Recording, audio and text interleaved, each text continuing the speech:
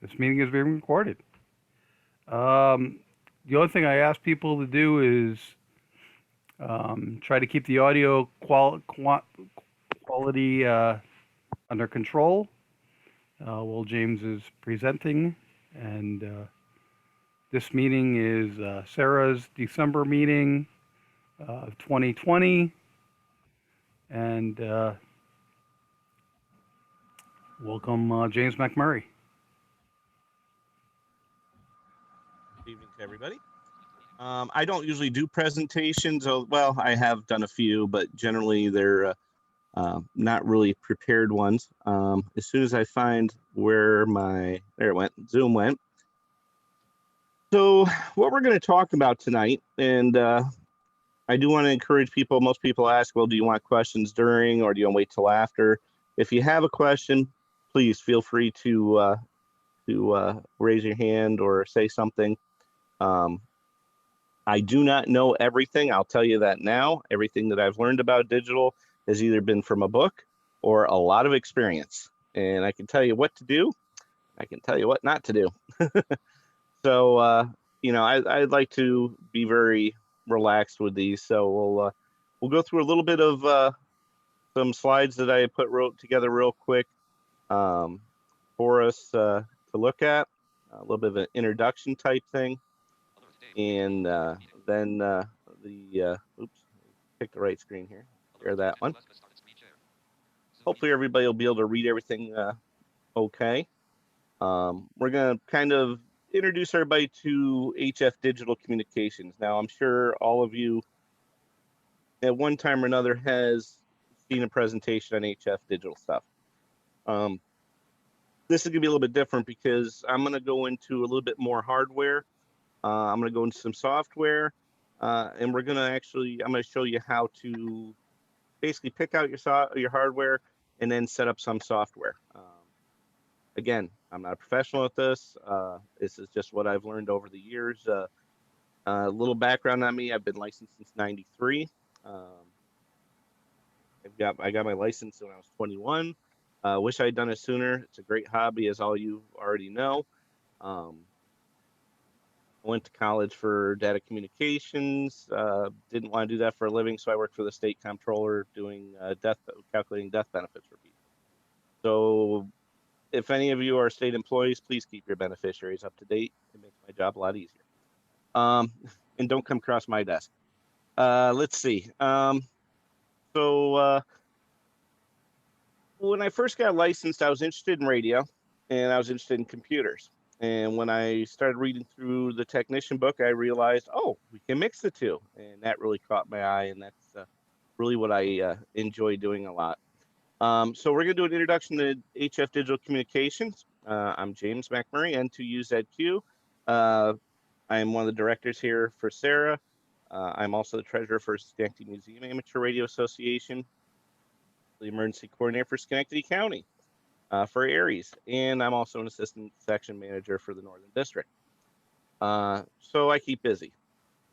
The reason I wanted to present this was, first of all, because Bob says, hey, James, you kind of told me about some of this stuff. It'd make a great presentation. So thank you, Bob.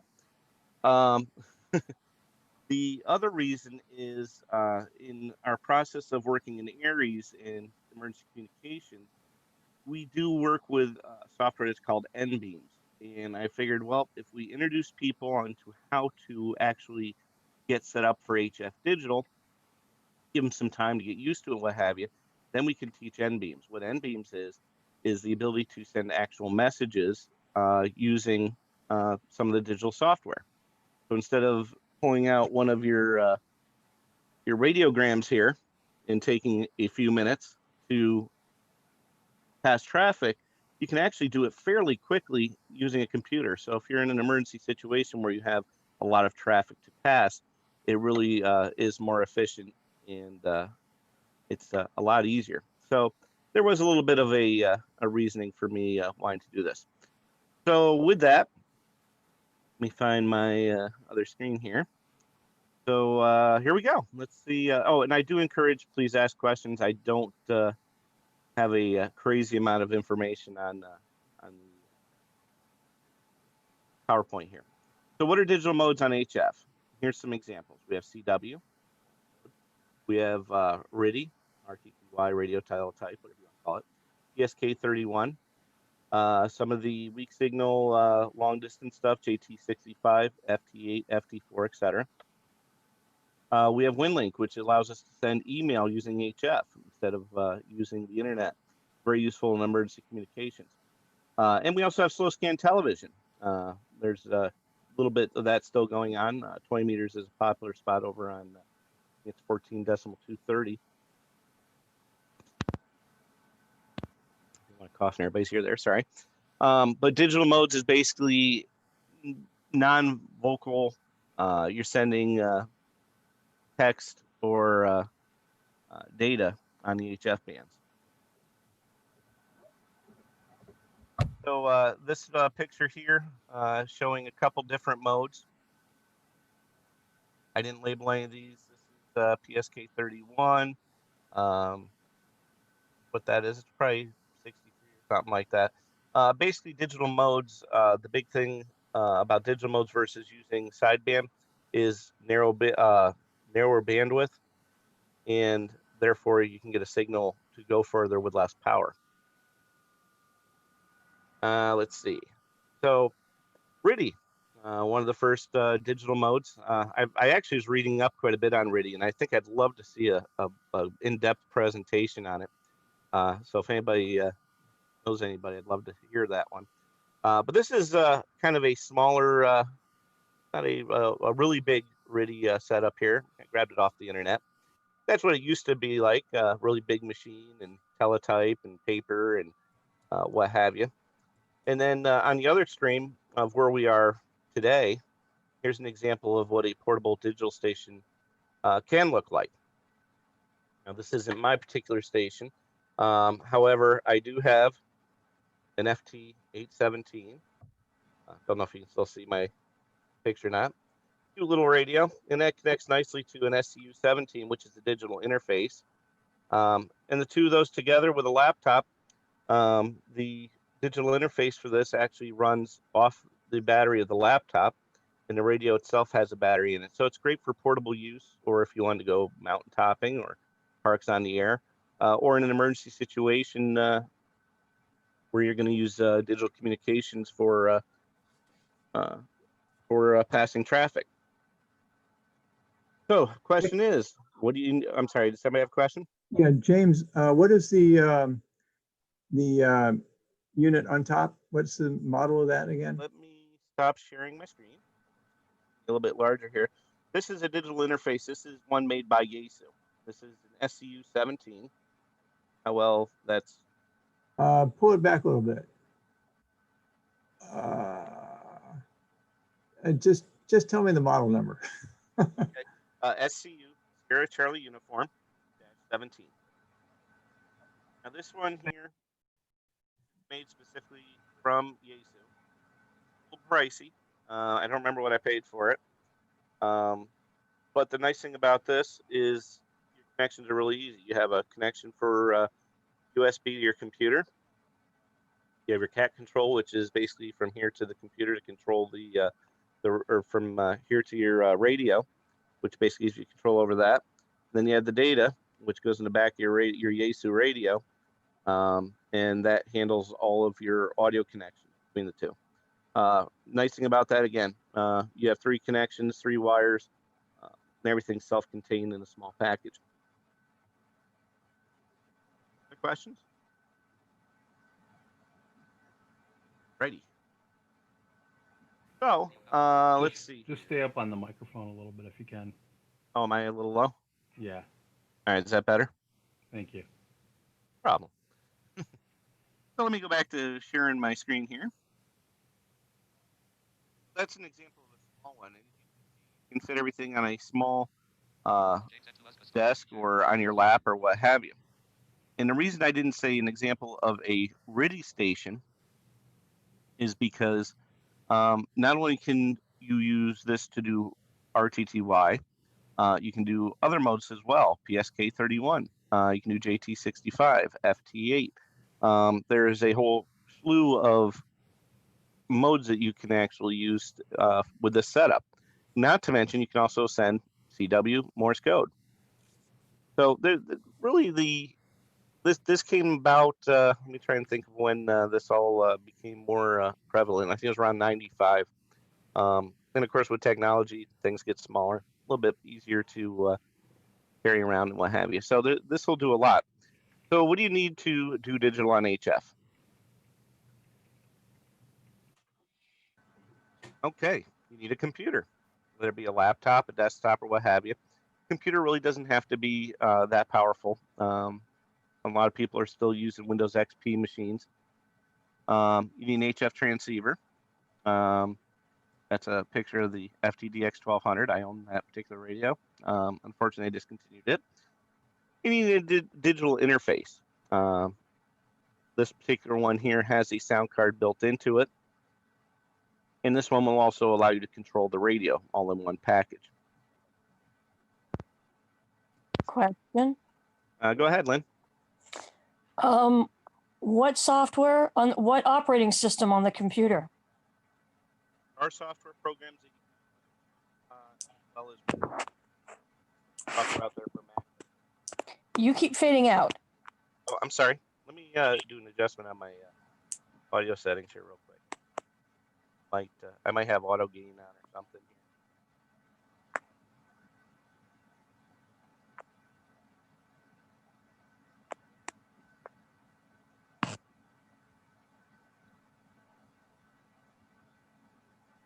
Awesome. So, apologize. We're not hearing you at all, James. Okay. Work on this real quick, and then we can.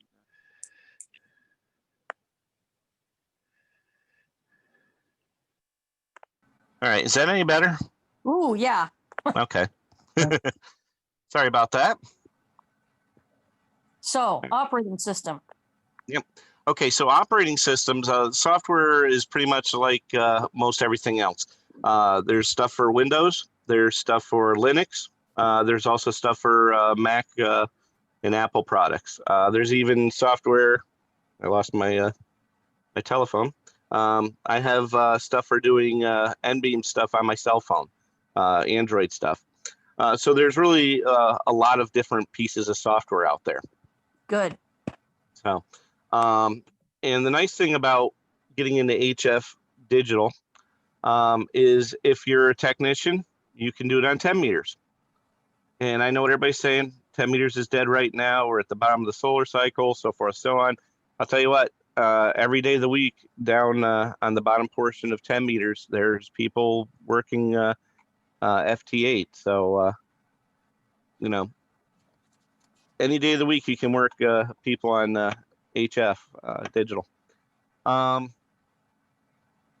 Now, the one thing I do want to mention, now I know I said computer, HF transceiver, and a digital interface. Some of the newer radios are now having the digital interface built right into them. So in some cases, depending on the radio, you may not need it. The 1200, which I have, does not have it built in. However, the 3000 does. So that's kind of a nice thing. A lot of the newer ones, I think the new FTDX10 does, 7300 does. I mean, most of the newer rigs are now coming with this technology built into them. How expensive is an interface? Well, I did some looking around really quick in the time I was making these slides here. You can get into it as cheap as $25 if you want to make something of your own. They do sell kits and stuff. There's stuff all over eBay. If you want to spend a lot of money, you can go up to word of $600. The unit I have showing here, of course, is one of the older units. Actually, they still make this one. This will do all the digital modes and then some. The nice thing about this is it'll do some like Pactor and what have you. Okay, what do I find to be good features in a digital interface? I kind of lean towards the ones that have the built-in sound card. Reason being is this is one of my older units here. This is a Rig Blaster Plus. They still make this, I think, or you can still find them all over the place. This does not have the sound card built into it. And one year during field day, many moons ago, Needless to say, I had to put a new sound card in my computer. So now whether this had anything to do with it, I don't know. But I'd rather totally separate that from the computer and kind of minimize any connections to my computer. And of course, a few of these on the wires isn't a bad idea either. So that was one thing. Another thing is adjustable input and output levels on the interface. This one again does not have that. The SCU17, which I showed earlier. This does have a receive and transmit. Nice thing about that is you don't have to go into your Windows settings to change your audio levels for input and output. So it makes it a lot easier. Another thing I like is that some of them have a CAT controller right in them that allows you to go ahead and control your radio using the computer. I don't normally use mine so much for controlling it as far as changing modes or frequencies, although sometimes it's very easy. I use it more for logging. In other words, when I'm working someone on digital, then what I do is, or even when I'm working a contest or voice, I just type into my log the call sign I'm working. I let the computer read the radio as far as mode, frequency, and everything, and I just hit the enter button. So allows you to be a little bit quicker on getting the contacts into the log.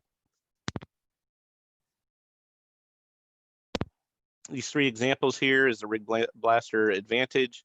That does have the CAT controller in it. Also has a sound card in it. That's the one on the left. The one in the middle is a Signal Link USB. I'm not overly familiar with those. I've worked with them a couple times through different setups and what have you. I don't believe they have an onboard controller. I could be wrong on that. But the nice thing is they connect into the accessory port on most of the radios. And you don't have to mess with moving your microphones or what have you. The Rig Blaster, I have a wire going from the, my microphone goes into the front of it, and then there's a cable that plugs into the back of it with an RJ45 in the back, and it's got a round connector which goes to the radio. And it works great. That's a preference thing. This is the Rig Blaster version. Again, that's just direct to the back of the radio. And then the Rig Experts on the right, that's a little bit different of an item. I'm not familiar with that particular brand. It's just another example. Again, that has a sound card in it. It also has the interface in it. As far as actual operating with it, I've never used one. Let's see. Continuing on. What's the basic setup look like? Well, basically, you're going to be connecting the computer to the interface, usually USB. Some of the older ones, they don't have the USB. Again, I refer to my old Rig Blaster Plus. As you see, there's no USB on the back. The way we get around that, because a lot of your computers now don't have the serial port. And even if they do, a lot of them have USBs, which are a lot easier to work with. You just get yourself a USB to serial adapter, and away you go. Then you need the audio wire or audio from the wire from the radio to the interface. Again, a lot of these have, I don't know how well this is going to work, but audio in, audio out. So audio in from the radio, and then radio or audio out. Actually, audio out is for monitoring with a set of speakers. Then you have the audio wire interface to the radio, which is basically that cable I was showing you with the connector on it that goes to the mic port. There are other optional connectors, connectors such as the foot pedal or transmit switch, whichever you want to use. CAT control cable, if yours has the ability to do control, and the microphone connection. Some of these are the more inexpensive ones from West Mountain Radio.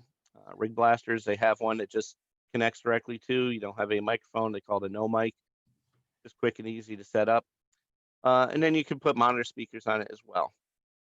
So this is just kind of a quick diagram of how you can set it up using like a Rig Blaster Advantage. They have speakers and everything else connected to this one. computer, your audio on this particular one, because the sound card is on the interface. It doesn't have to pass that information to the computer, so that is its sound card. Alrighty. Software. There's a bunch of free stuff out there. There's also commercial software, as you can imagine. These are all window-based programs for the most part. Digipan, that does PSK 31. That's one of the older programs. It's still around. It works good for PSK. MixW is for multi-mode. I know the PSK, RIDI, and a few others. Hamscope, same thing. The two programs I've got here in red are the two we're going to demonstrate a little bit tonight. There's FL Digi, which is a multi-mode. It'll do CW, PSK, Olivia, RIDI, so forth, so on. That is a free piece of software. And of course, if anybody wants these links afterwards, by all means, contact me if you can't copy it down. NWSJTX, that's a multi-mode, but that one doesn't handle PSK or anything like that. That's more of your weak signal stuff or what have you, such as FT8, JT65, FT4, etc. Again, these are all free software. The commercial software, I also own this one, which is a nice piece. This not only does your multi-mode digital stuff, but also handles rig control and logging. So it's kind of a nice package. It also does satellite tracking and some other things as well. I think that one's for just under $100, but you can catch a sale price on it, a few times a year. I think right now they're running 30% off on it, and you get a year support with that. But once you own that software, you can basically you own it for life. Get all your updates. They just won't support it if you have an issue. I wasn't going to get too much into the logging end of things. There's two ways I like to run, especially during contests. I like to run the N2UZQ for the for logging, and then I usually use FL Digi for contest modes, depending on what the contest is. And they interact pretty good with each other. So let's see. Well, so we'll try it. So let's talk about software setup. So I'm going to unshare this. So,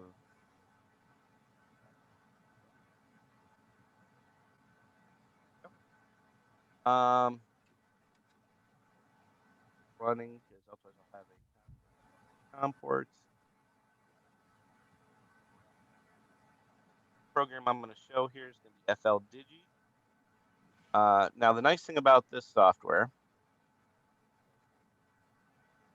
I'm going to bring that up on browser as well, because again, this software will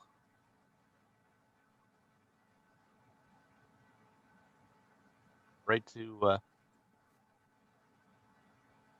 his website, and that's www.w1hkj.com. And this will run on a lot of different systems. I don't remember all of them. I was hoping I would come across it on here. I know for sure Linux and Windows, Ubuntu, Fedora. Oh, here we go. Windows, Linux, Unix, and OS X. So kind of a nice thing. And of course, as you can see here, support for NBeams. This is what we use for NBeams. So you can download the software here at his website, or you can go to SoundForge, which is usually where I download it from. And here is what the software looks like. Hopefully everybody can see this fairly well. When you load it up, this is what you look at, and it will. Oh, did I not share it? I think you're sharing it now, but it's blank. Some reason I'm showing Bob is sharing the screen. Yeah, Bob grabbed the screen from you, but you weren't sharing it before. Oh. No, I can't Bob has sharing on it. Oh, you know why it wasn't? Because I switched over to share.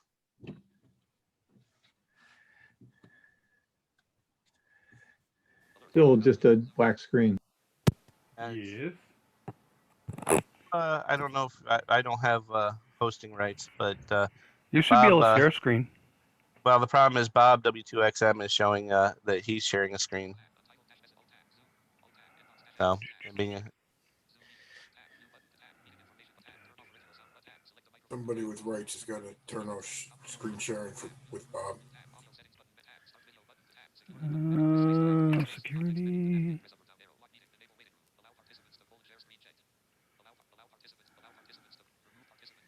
JR's looking for it. I can hear his computer talking to him. What's that? JR's looking for it. I can hear his computer You talking can to hear him. your Hey, computer exactly, I know, scrolling through it. Well, the one thing I will say again, I know I'm going through some of this stuff kind of quick. There's a lot to screen. There you go. Did it go through? No, we're No, seeing it's still seeing Bob Bob Raphael's screen. W2XM screen.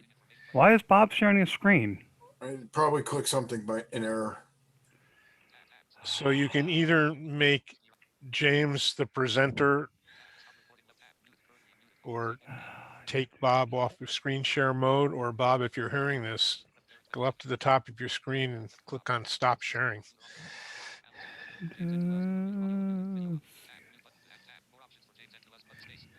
Like I said, if anybody's interested, I noticed quite a bit in the ARL handbooks about digital stuff. They do have some books which are very elementary to start off with. Oh, I'm a host. How nice.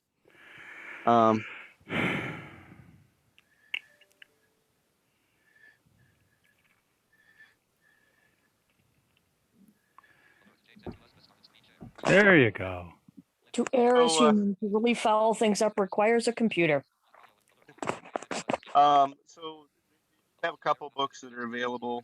Again, they are kind of, I don't know if anybody's ever bought any of the league books. They are very meant towards getting you started. But if anybody wants to borrow either one of them, I get on the air with HF Digital, and then I have the HF Digital Handbook. The HF Digital Handbook is a little more in depth. I thought it was a little bit better written. But I get these books every time I renew my my league subscription. So if anybody's wants to borrow one, let me know.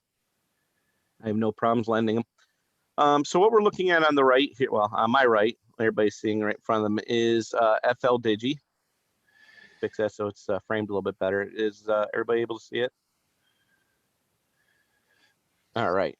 So when you first load up the software, the first thing you need to do is you need to configure it. Now, the reason I started off with this one is it's a little bit more involved. And what I recommend is while you're setting up for the first time, and of course, I'm assuming that you've already connected your USB to the computer and everything else. In fact, I will show you guys. If I find, there we go, Device Manager, how things show up on my computer here. And once you set up these devices, everybody see my device manager I just brought up over the top? Excellent.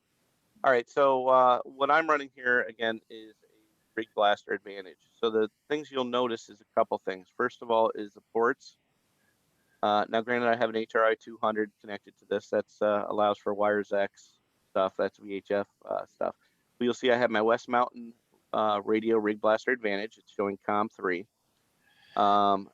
The Rig Blasters actually do port splitting, which I'll move that over here. See if I can get everything all nicely on here. So you'll see that my PTT control is COM8 and the radio control is COM5. So when you set up before you even load up the software, write these things on a piece of paper in front of you. That way you don't have to go back and forth. So as you can see, you've got the PTT control and radio control on COM5. The other thing that this also sets up, you guys are probably saying, my goodness, look at all the devices for sound, is Rig Blaster Advantage Audio. That is the sound card in your Rig Blaster. Now, the importance of that is when you go to set up your software, you got to tell it where it's going to listen to and where it's going to transmit to. Now, trust me from experience, I've had this thing actually grab my HRI 200 and I've put digital audio across wires X. They love that. I've also selected the wrong device, and it took audio from a Zoom meeting and put it across HF radio. Always great. So there are ways to do minor problems, and trust me, when you're listening to stuff like FT8 and what have you, every once in a while you'll hear a Windows ding through there or something. That's because somebody didn't set up something right and put in the audio along with it. So again, write things down as you're setting them up. It just makes it easier. Once you get one piece of software down, make yourself a card, and that'll make it easier for setting up each additional software. So in this particular program, we're going to start off with, go ahead and show how we set up the software as far as the audio device. So we're going to start off with the sound card and devices. Now on this particular program, they call it port audio, and then capture device, microphone, and it says Rig Blaster Advantage. Playback, Rig Blaster Advantage. That's all you have to do as far as the sound card. Pretty easy, but again, write things down and you're all set. Now, the other thing you need to do is tell this thing, okay, when I want to transmit, how do I get to do that? Well, again, we use COM ports, and we wrote all those down when we were in the device manager to get all the numbers. And I'm going to use, in this particular case, hardware PTT, PTT being push to talk. As it said in my device manager, it said my PTT was COM8. There it is, COM8. And use RTS. Now, the particular device I'm using will do FSK for RTTY. In other words, you can use the RTTY mode on your radio, and it uses shifting with FSK. In order to get to do that, you would send not only the RTS signal, but the DTR. This software will also work with the SCU17. The reason I don't have that on here, because this is a really nice device, because it actually lets me use my digital mode on the radio. However, for doing N beams, this will drive you nuts. I used to have hair before I owned this. Kidding. The other thing, I kind of got ahead of myself with the hardware. Again, let me back up on that. When you're setting up some of these, the Rig Blaster I have is set up for my particular radio.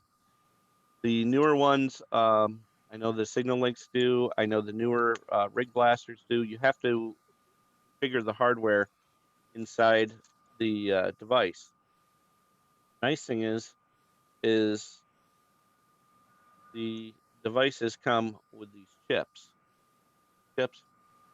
Plug them in, and they're pre-configured for your radios. So I have these, and I keep these around because I do use this for field day, and we usually connect to an ICOM. So when I would want to use this for an ICOM radio, I would have to find the last one I grabbed. There it is. I grabbed the one here that says, I don't know if you guys can read it, probably not. It says ICOM round metal. You just plug that into the board. Now the older ones, the nice thing about these is there's no mistake making made. It's quick and easy. You can manually wire them for your radio if you have an odd radio that they don't make these for, but they make them for a lot of them. Now my old one, which is the Plus here, I already took the screws out, so you guys didn't have to watch me take that out. This is the way we had to do it before. You actually wired it from one side of the board to the other. Now, if you're having problems seeing that, let me stop sharing my screen. You can see that these jumpers go from one side of the board to the other. If you messed up one, you could, especially with the ICOMs that actually run voltage through the mic port, you could actually cause a problem. So I'm kind of glad we got away from these. But you can still get these on the on the internet on eBay fairly inexpensive, and I do use this one for field day. So you do have to configure some of them for the radio you're using. The Yaesu one, that was just plug and play. This will work with a lot of the Yaesu radios, including my 817. I know it'll work with the 857. Now it'll work with the 1200, etc. So, sorry I missed that part. I should have left myself some notes on that. But again, once you plug it in and you've got everything set, then we can go into the actual setup of the software. So we'll go back to sharing that. So again, we have to tell where the push to talk is, and on this particular one, it's COM8 RTS. So those are the two major items. Now you can do rig control through their software. They actually not only make this piece of software, which is excellent, but they also have a whole suite of programs, one that will control your radio, one that will do logging, etc. I don't particularly use it, but they do have the software out there and it is free. So you could get a nice suite of software pieces that will work with this particular one. The other, like I said, the nice thing about this is it's good for quite a few different operating systems. It can be a little bit clunky at times, but the main items you want to write down and keep track of is your COM ports and your sound card settings. The other thing you want to do after you get that taken care of course, you can do a test and make sure that everything works as far as your COM port settings. And the other thing you need to do before you can actually operate is here. Announcements. I've had to set this up.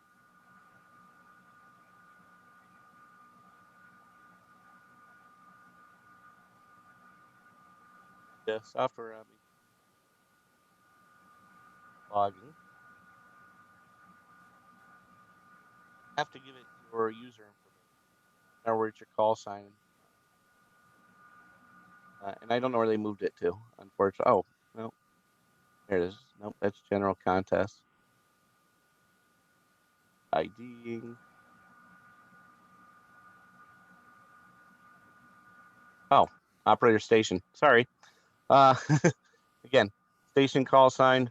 My call sign N2UZQ. Operator call sign. Operator name. I'm James. Dipole vertical. Depends what day of the week I'm at or where I'm operating. QTH. Grid locator. State. New York. And Schenectady County. Now, I do want to do a demonstration just real quick. John, I think I saw you on here, DFC.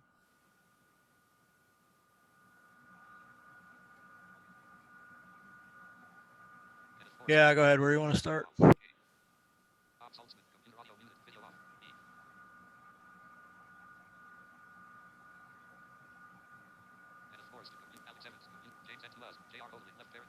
Once you get all that set up, then it's just a matter of going through and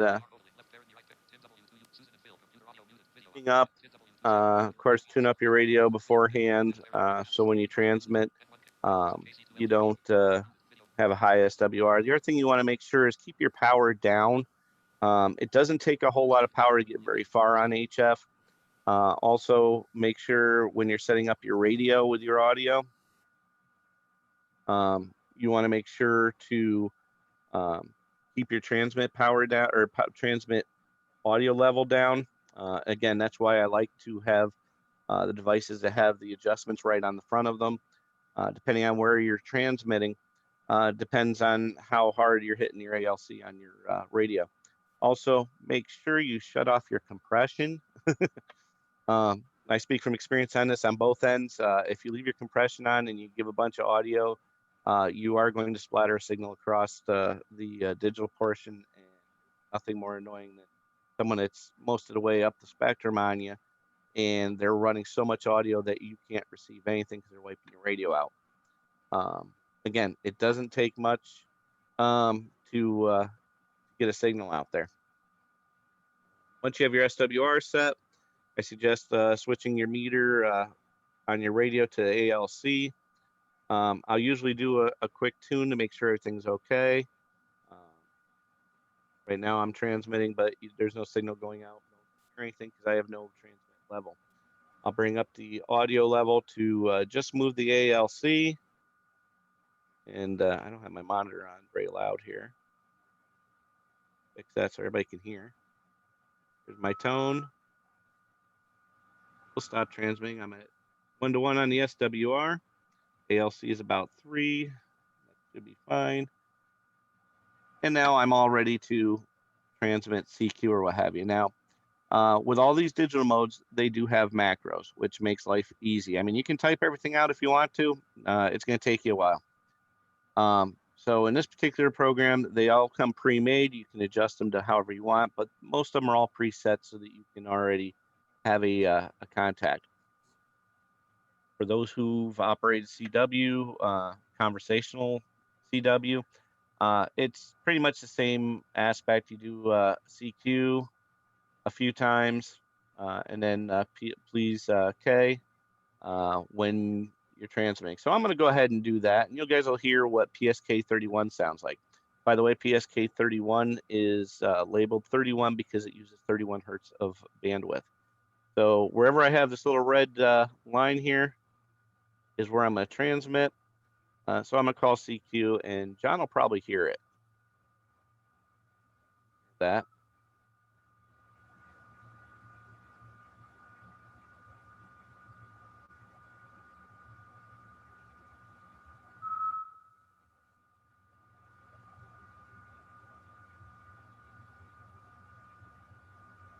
World, I can type faster than it, but What frequency did you pick? that was on 28070. That was a normal CQ. Then we sit around and wait. Nobody gets back to you in a little bit. You can hit the button again or what have you. I'll hit that again if you. Yeah, go ahead and send it again. Now you're probably asking, why do you have 3 dots and then a carriage return and CQ? I learned in doing this that what that does is it separates the screen, because usually the first character or 2, you might see some garble, and it makes it easier for the receiving stations to actually see what you're writing or what have you.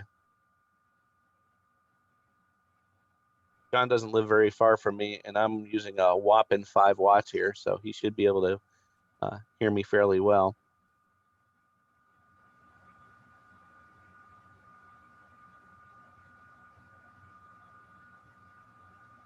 John, did you copy it?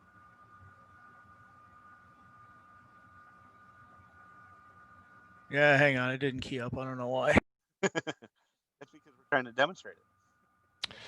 Thought we had this all figured out last night. Hey, we did practice this last night, actually. While you're setting that up, I have a question, James. That waterfall diagram, above it, there's a scale. Yep. Which was 500 to 2500, and you were adjusting it. What does that represent, please? That represents frequency.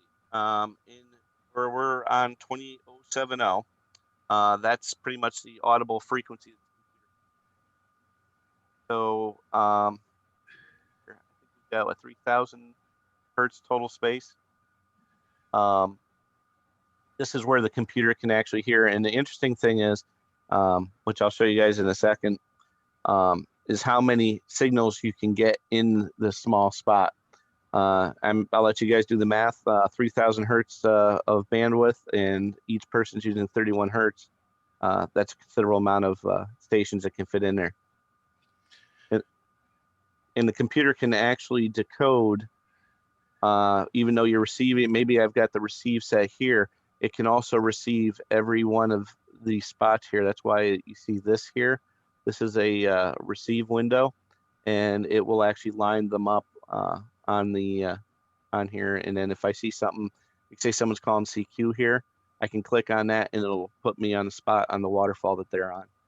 So to clarify, if you move the scale so we saw the 0 on the left, that represents the carrier frequency of 7070.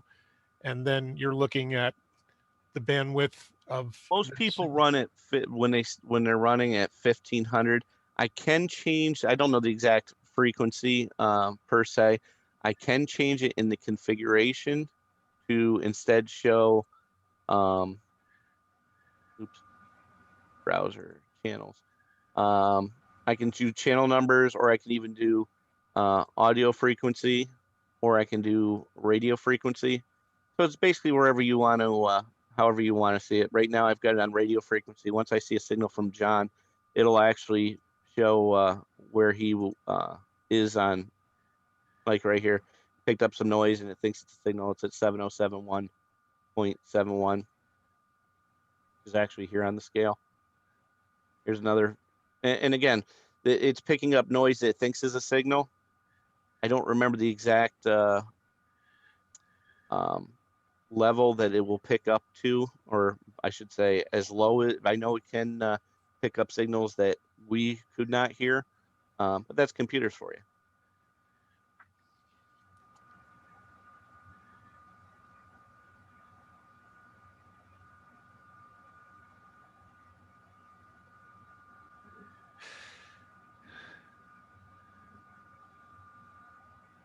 All right, I got it. I don't know what it was, but hang on. Last night I couldn't get it to work, and after I got off the phone with you, it worked fine. So yeah, if you just want to do a CQ, then I'll just pick up on wherever you're CQing. That way I can also show the frequency as I was explaining it.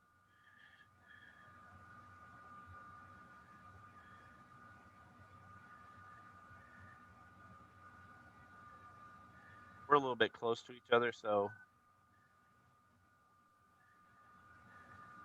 showing a little bit more audio. And this is what happens when you actually splatter too, is it'll pick up multiples. So I think this is where he's at. As you see, I clicked on it. Yeah, And I'm on 070, but you know, these things have that shift built in them.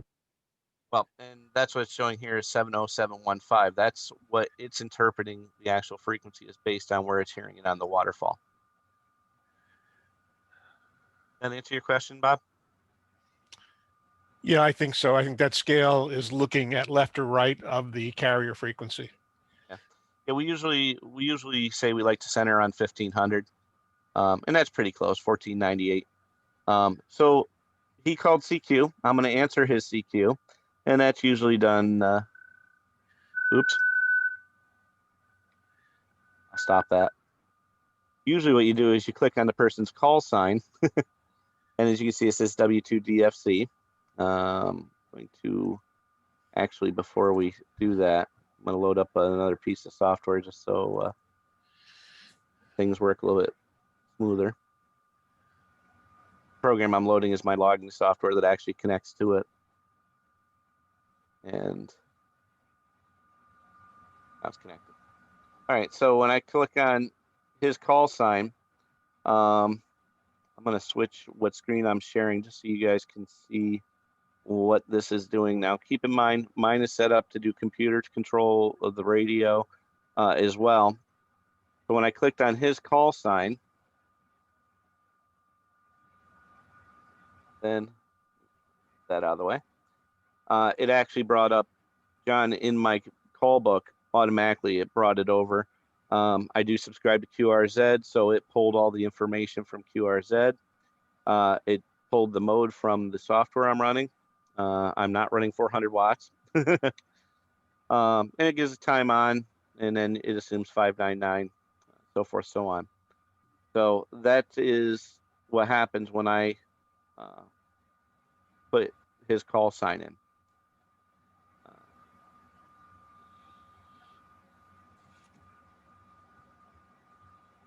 Go back over to.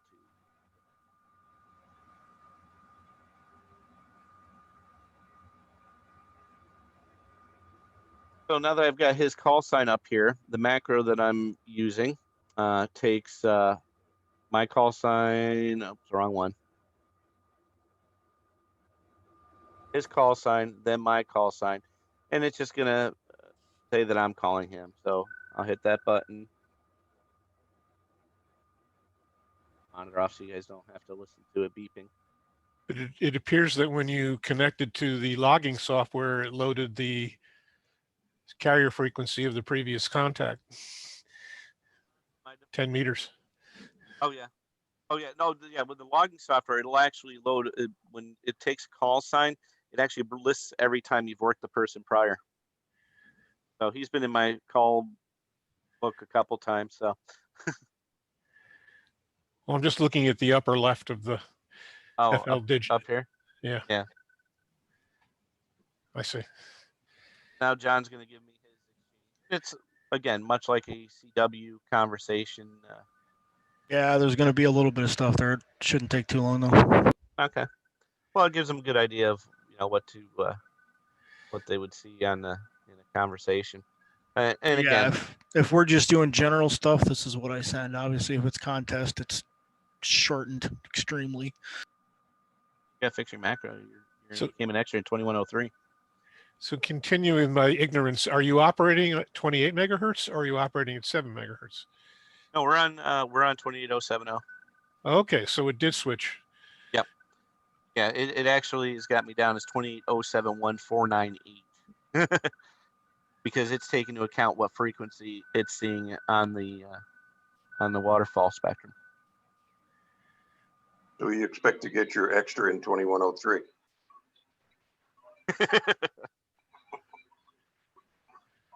You got a lot of studying. Yeah, I'll have to fix that. This is usually how we figure out that we've done something not quite right. And if you were not using the macros, you could type from the keyboard on your laptop? Oh, absolutely. Okay. Yep. It just makes it a lot easier as far as getting the preliminary stuff out there. And this is what I like about PSK because some of the modes like FT8, it's just a couple quick exchanges as far as location. Basically FT8, which I'm going to demonstrate that for you guys tonight too. Is call sign, grid location, and signal report. End of conversation. That's it. I like PSK because, like a lot of the digital modes, you can actually have a conversation. There are some actual nets on HF of people doing digital conversations. Wow, that's a long exchange there, buddy. One more line. Oh, okay. And then the lower right, is that circular diagram just showing the phase shift of the Yes. key? If you were running RIDI, you'd actually see something more that you're used to seeing of the crosshairs. Right, because that's a frequency shift. So this is Right. Okay. You have time for a nap here with this one, right? Well, you're used to running what, FT4? Yeah. 15-second conversations. So Quicker. that's his whole exchange. Now, if I hit my exchange, you'll see that mine's fairly quick comparatively. I used to do CW all the time. Wow, why didn't that bring over your name? I didn't see his social security number in that list. No, but I think on the brag file he does. Oh, okay. All right. You're going to have to add another macro for the latest results of your COVID test. Yeah. But as you can see now, That'll be mine's a little bit more compact. It's name, location. I do the locator, RST, and then I say how copy back to you, and then send it on its way. Again, that's how I used to do contacts when I was doing CW all the time. I do have a button here that goes into a full detail of the station. Usually after I get through those two, then you'll see an actual conversation happen. Of course, he's sending me the SK, which a lot of people do at me. They don't want to have a conversation. So, and what I actually have a button set called QSO, and all that does is bring up 3 dots, his call sign, and then I'll type away. Fine business, John.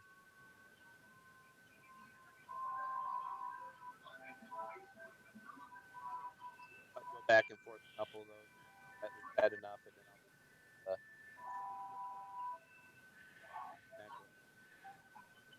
just And the push to talk on this, James, is that basically when you're either sending a macro, you're typing, and then after a few milliseconds or a second, it goes out of push to talk mode and listens again?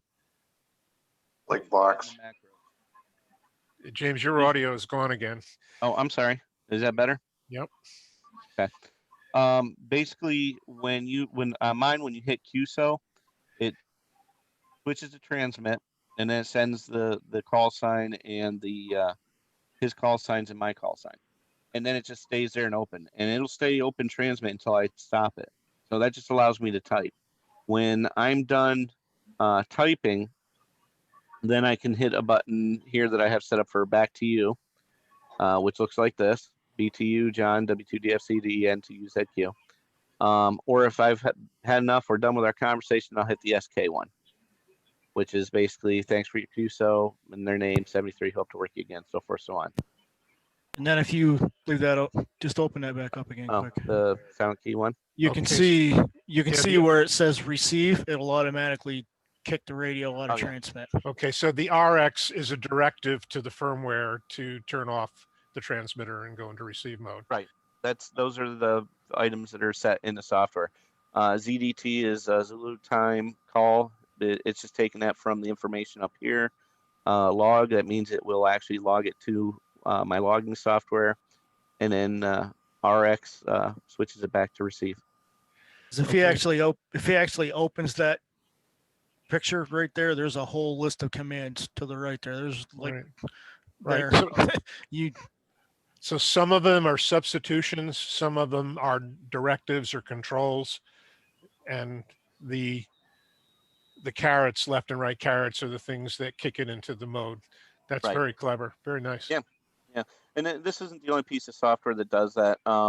I like FL Digi also because I use NBeams. I also own the software for HRD, which I will show as well. I'd like to quit. No, let's not log him again. And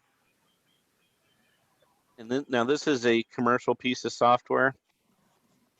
If I can get this to drag over here. This is the main program. Looks very nice and pretty and what have you. I can actually control everything on this. Will change frequencies of the radio. This also has a logbook. Like DX cluster right on the bottom. Once it connects to the DX cluster, if there's a station that comes on here, let's say this station here, I want to work them. Just double click them. It just switched my radio. As you can see, it's connected to the radio here as well. So it just switched me right to that spot. Nice and easy, automation of it. As you can see, I've been using this software a little bit more often because there's a bunch of FT8 contacts in here over the past few days. So again, once, depending on the interface that you purchase, depends on what you can do with the software. The Rig Blaster Advantage goes for about $200. Yeah, it's a little pricey, but you can do quite a bit with it. Digital software for this one. Let me move this window out of here. Up the digital software for this one.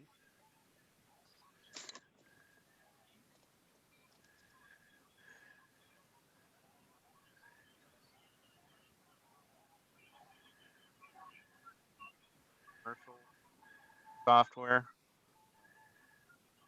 And as you can see, it looks a lot like the other one. Little differences here and there.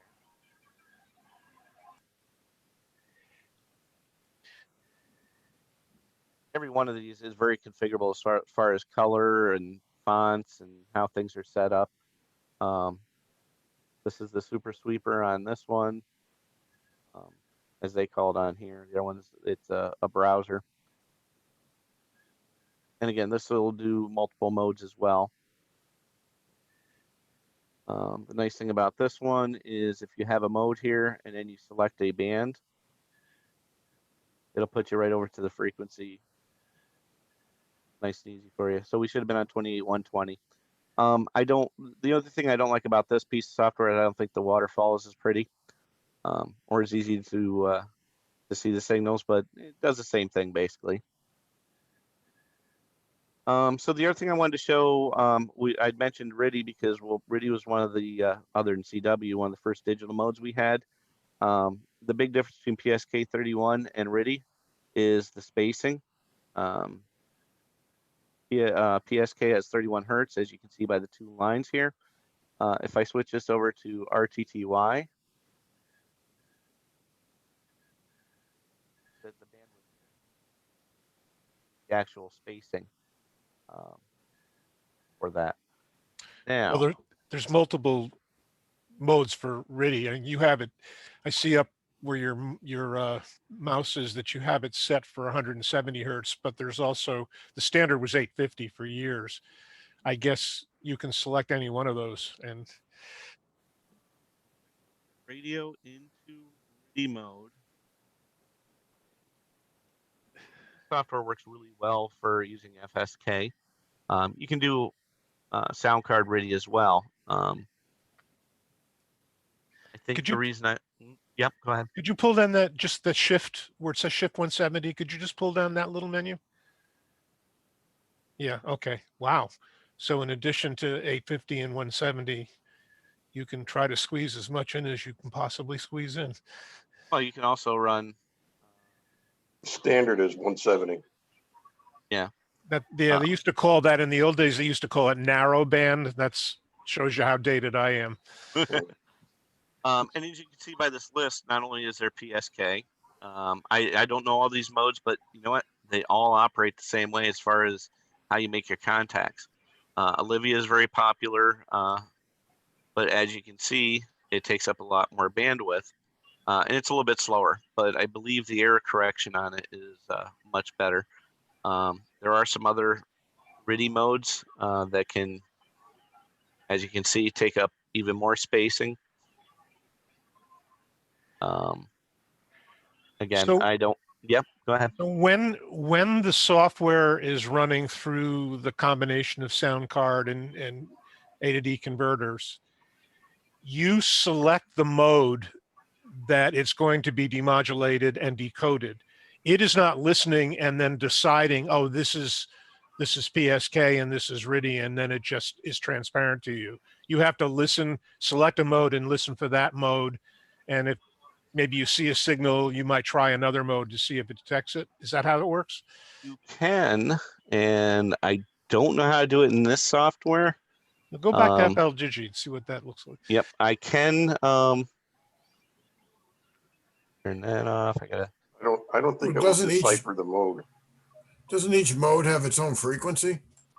If anybody noticed, I will bring it up here real quick. But it's in the groups IO. Probably got an email during the week last week that stated that James McMurray uploaded a file. I will show that file to everybody because I got this from Ham University a couple years ago.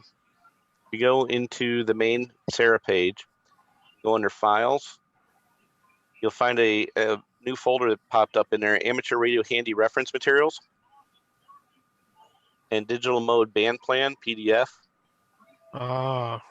And you'll see that I have listed here different modes and the frequencies. Now this doesn't have every one of the modes, but it's a very useful reference sheet, especially if you're getting started. I do have in my notebook that I keep on the bench here, this printed out in nice color. So, and you can find that on the internet too, but I found it again and I posted it for everybody because I figured we'd have people experimenting. And I also want to say, I know I'm not going into full detail with how to do this. I'm available for testing this stuff anytime, as long as I'm not working. But so if you went to the band plan frequency, let's say to listen for PSK31, yep, and your device was not set to decode PSK31, you're not going to get intelligent data. You have to set it to the mode that you are expecting to hear on that portion of the band. Right. Okay, thank you. Let me switch and it. Like when you Don't get mind- used, when you get used to it, you can look at the waterfall and you can usually tell what it is. Oh, so there's like a visual perceptible pattern associated with each mode? Is that what you're saying, John? Actually hear the Yeah. difference. Because the PSK 31 is going to be a narrow, the RIDI is going to be spaced out more, Olivia is going to be spaced out even more, and plus, like JJ said, you can tell just by the difference. If you listen to it enough, you can tell. The software won't determine the mode. Yeah, yeah, that was where I was going with it. There is there is an item called RXID and TXID. John, do you have your TXID turned on? And is your setup to pick up on? I know it is an HRD. I don't know if it is in here. Hang on. I couldn't remember how to do it in HRD. So Because I'm looking at this interface now, and maybe I'm missing it, but it's not obvious to me what mode it's listening in. Is that indicated somewhere? Oh, yes, on the lower left. I see. that's PSK 31 at the moment. And this one, as you can see, has even more modes. And this will actually decode weather facts as well. That's kind of neat. I did that once. It shows a map, right? Pretty cool, black and white, shows the clouds and everything.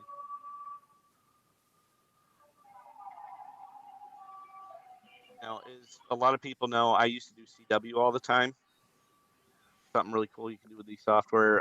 This one will do it, but not as well as the HRD version.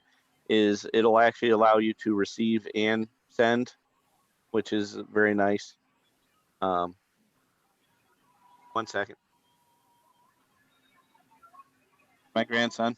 Somebody's going to bed. What, Michael? I will. John, were you able to switch that on or no?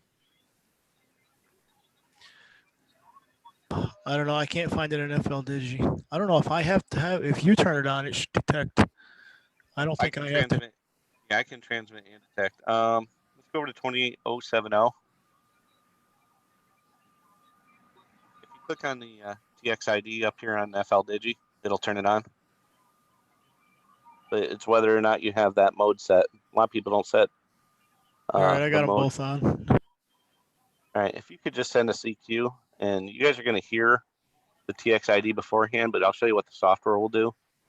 Here it comes. What mode are you in? Is that ready?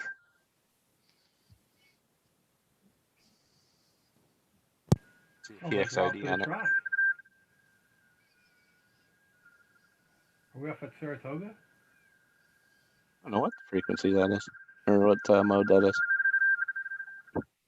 I didn't hear the RXID beforehand. Or TXID.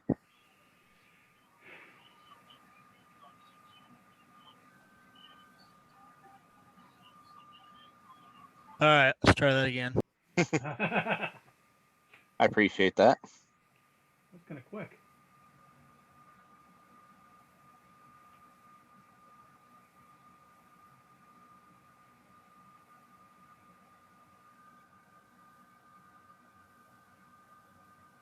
All right. Hit the escape key on your keyboard.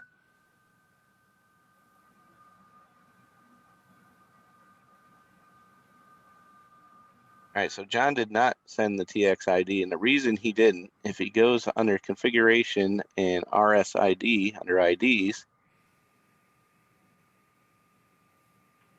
clicks on transmit modes, he'll find, I can drag this window over, give you much room to grab.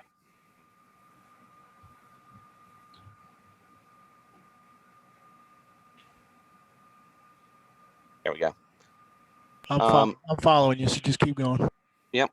If you notice, they've got unselected. I find it here.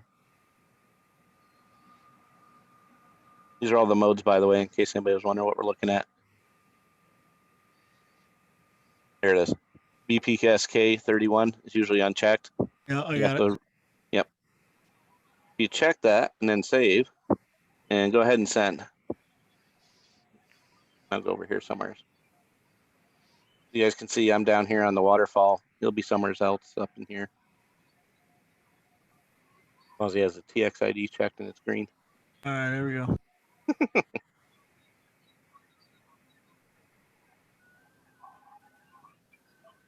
It was. Although I don't know why it didn't pop up. It always pops up on my window here. What you guys didn't see, I don't know where it popped up, right under my Zoom meeting here, is a little window actually popped up and said, somebody is operating PSK 31 at this frequency. Would you like to go there? If I click OK on that, it'll actually switch my mode if I'm in a different mode and put me right on top of where he's transmitting. Anytime he transmits now, that TXID will go out. So if I hit it, which I'm going to do right now, I'm not going to send anything, just transmit. That was the TXID beforehand.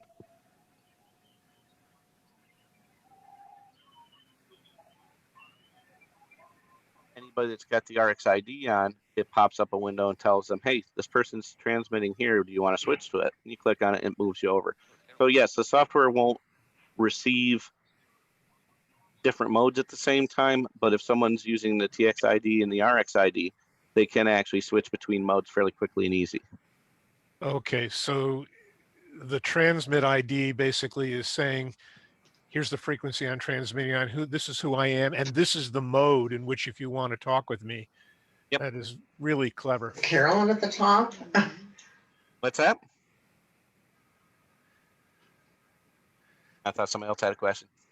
But yeah, the TXID and the RxID, the reason people don't use it on PSK31 is because usually that frequency, a lot of people do. Now, sometimes up towards the top end of the PSK31 portion is where you'll find people on Olivia and what have you. So when they start transmitting, they'll usually put out that, hey, I'm on Olivia, whatever, 8 by whatever, and they'll Am I up there at the top? do that. Yep, right up the top here. Carolyn? He has a Carolyn, right? Oh, that's not me. It's not me.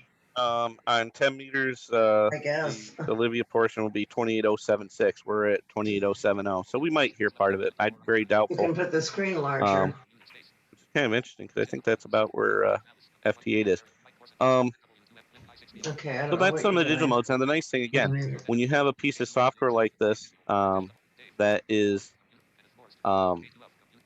there's multiple modes, you just need one piece of software to run all these different modes.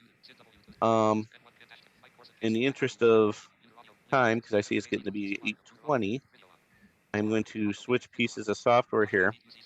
I'm gonna load up my HRD again. And the piece of software I'm going to load next for digital modes is going to be FT8. In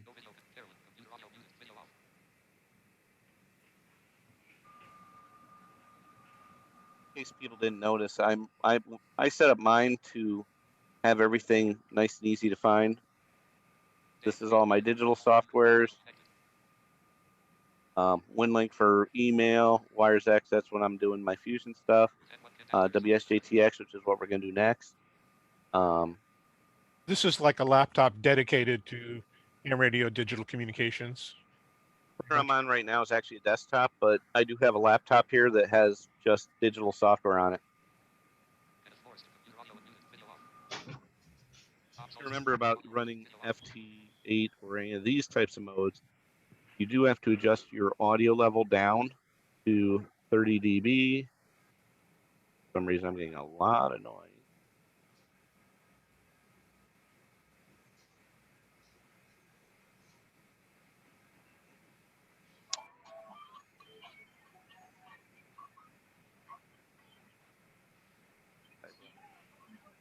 Talk to my logging software.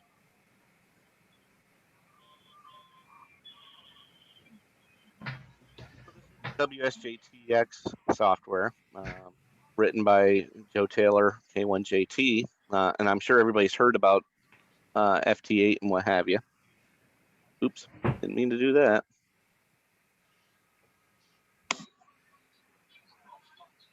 Have that tagged to that.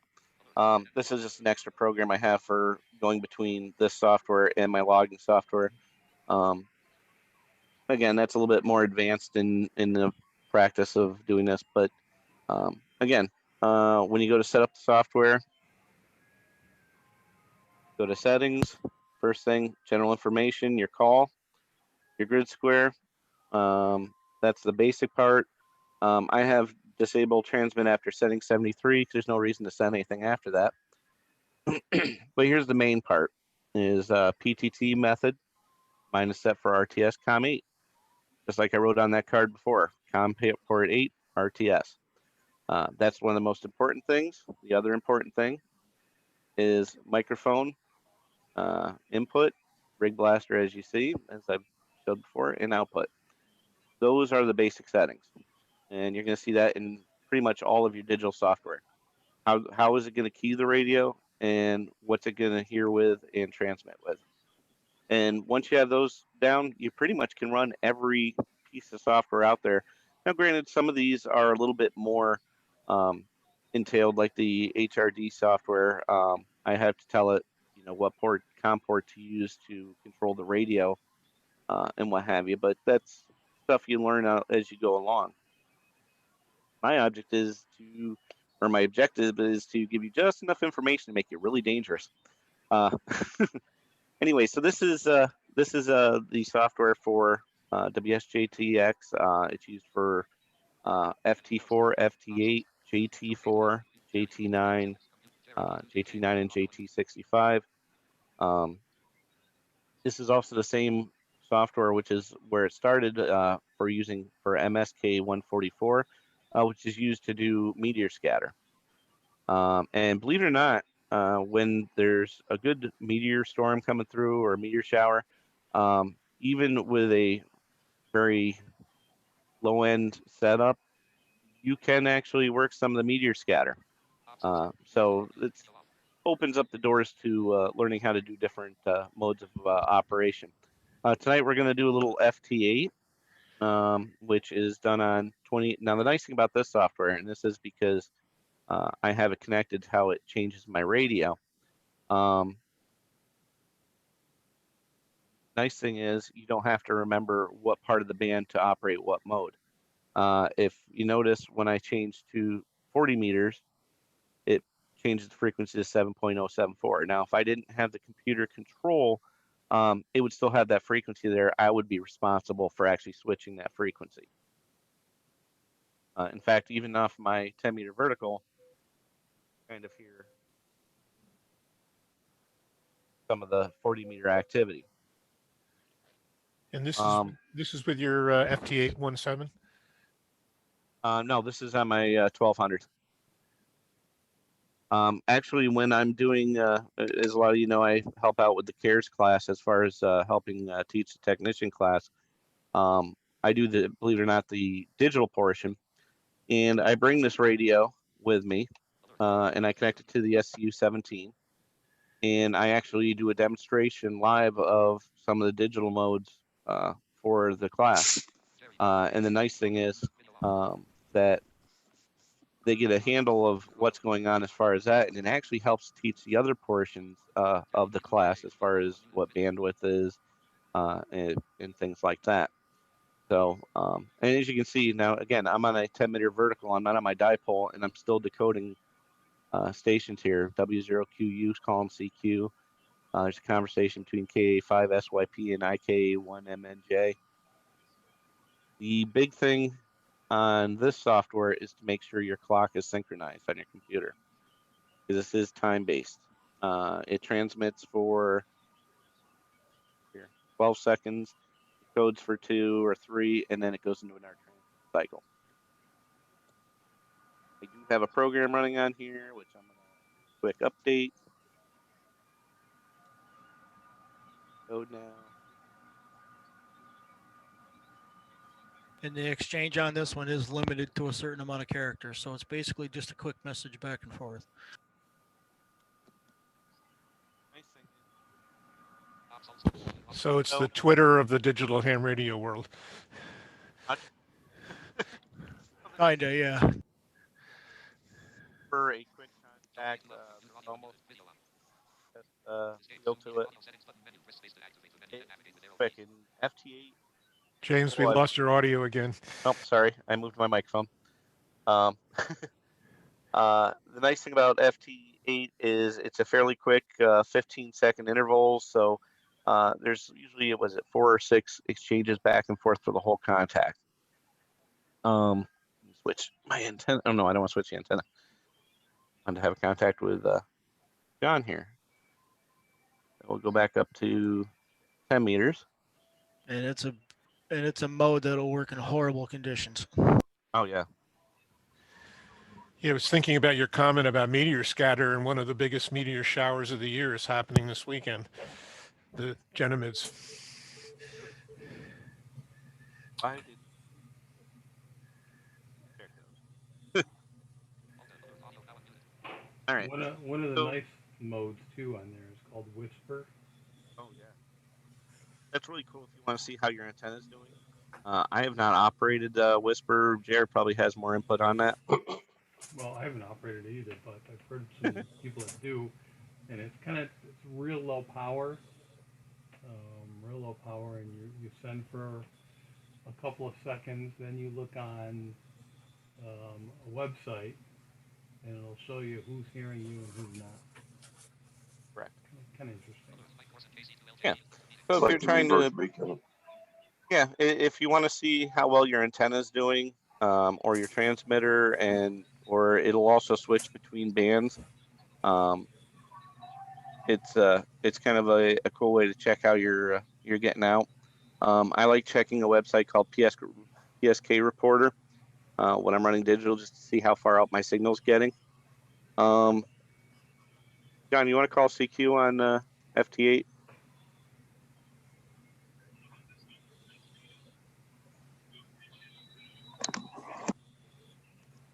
All right, I hit it. Just gotta wait for the timing to come around. Looks like Pittsburgh's about to lose their first game. How do I?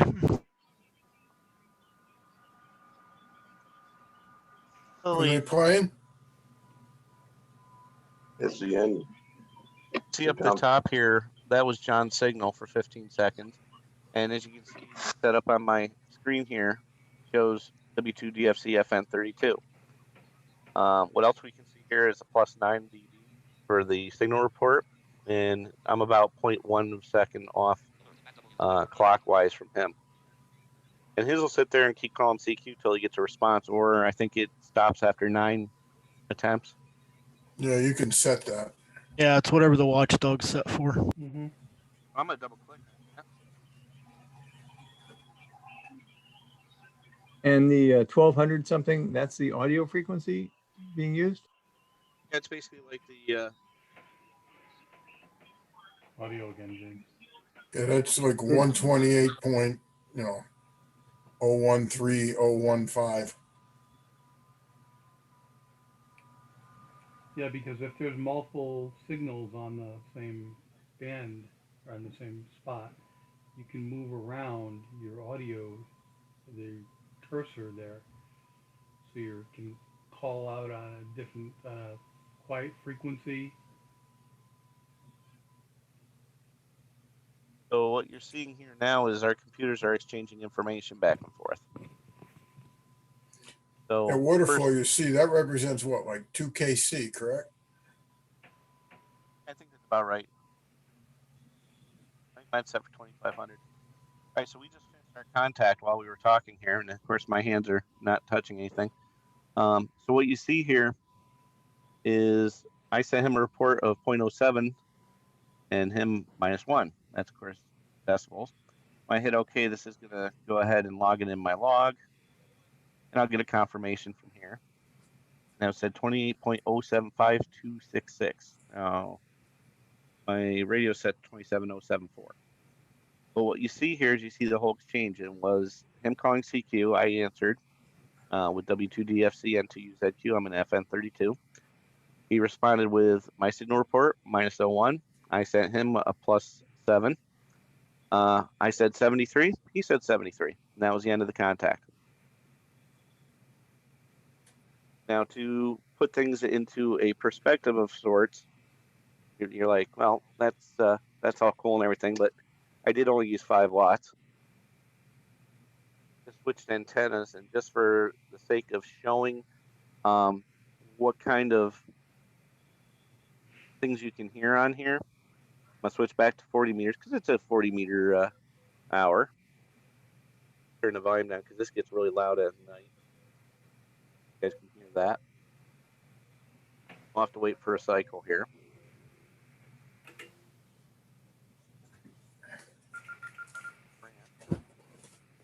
Got him about 16, minus 16. That was F4C2J in November 09. We have some Italy in here. Wow, there's somebody really loud. Is that you, JR? That is not me. 7.074. I don't not hear anybody. Ooh, lots of Europe in there. Oh yeah. I'm running 5 watts at this moment.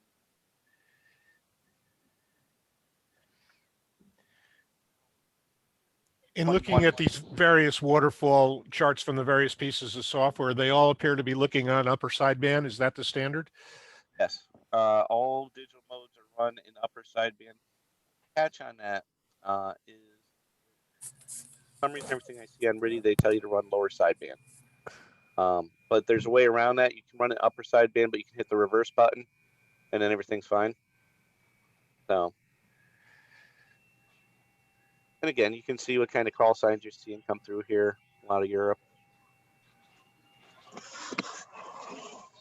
So, when conditions are not good like they are this time of year, well, winter time's great for the low bands. But as far as DX wise, even with the solar cycle being down at the bottom, you're still able to work some DX. So that's kind of a nice thing. I was on 10 meters during the day yesterday, and aside from working JR, I gave him he gave me a +35. Let's see, I worked Argentina.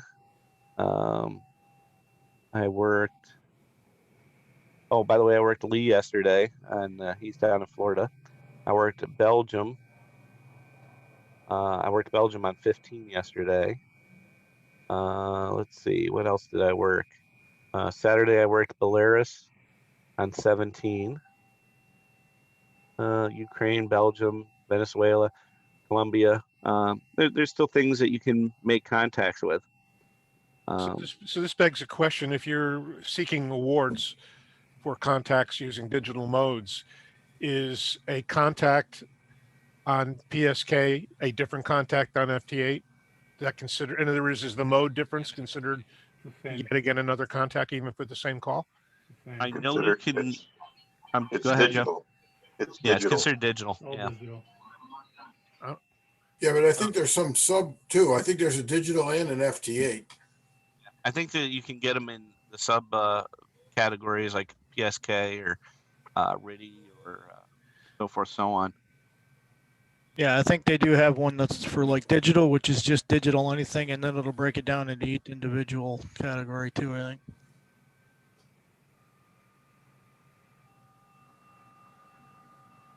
That now I run my amplifier when I'm running digital modes, and the reason I do that is I keep the power out on my radio as low as possible, let the amplifier do work, because all these modes are 100% duty cycle, and the last thing you want to do is crank your radio up to 100 watts and run 100% duty cycle and run a lot of digital, because you're gonna cause some issues with your radio. So I usually use my amplifier PSK 31, keep the power as low as possible. With FT8, I've seen a lot of people run higher power, and I've been guilty of it when I'm trying to get something that maybe is quite a ways away. But I generally try and keep things as low as possible. So these are all carrier-based transmissions. There's nothing like, it's not like suppressed carrier single sideband in that sense. So you're using the whole full duty cycle of your. Yep. I see. Ah, Mhm.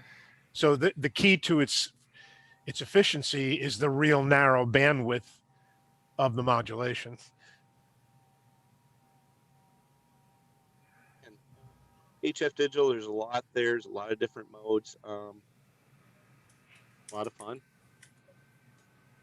And not only can you do your new modes like FT8 and what have you, some of us that don't do Morse code as well as we did a long time ago, or my latest thing is when the bulletins are on, I'll bring up my my software here. Let me bring up my EM780. I've been known to actually operate off of this and make contacts to people that are sending 30 words a minute because I can't copy that. But it will actually decode and send CW if you have the right That's interface what- connected. That's the digital master or the. This is shade- DM780, which is part of the Ham Radio Deluxe suite of software.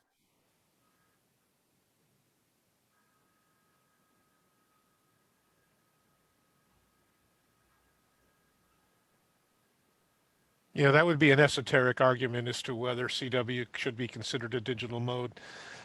Well, it's ones and zeros, is it not? I guess, but digitized voice on voice transmission is ones and zeros too. So, Yep. And as you can see, this this piece of software actually does a really good job of decoding. But it doesn't work very good in contests, I bet. Well, it depends, because then I get the radio involved, because this is as narrow as I can make it on here. But I can bring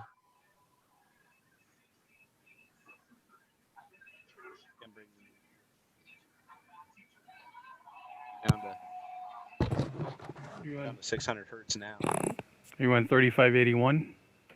I'm on 702.16. Huh? 40 meters. No, 3581.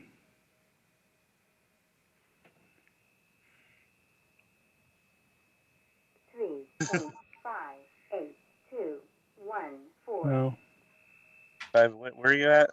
35, 30. Supposedly my radio's at, well, I'm on upper sideband, but 3581.2. 14. But I think this is off a little bit, I think. See if I got this operating right.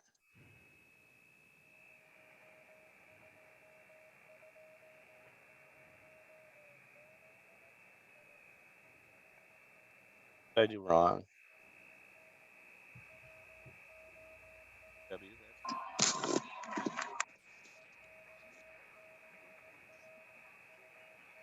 Oh, about that part. So I'm on 3582. 58070. Actually, try. 58070. Why does that look wrong? It should be 3581.5, but 35815. it should be roughly. There. There.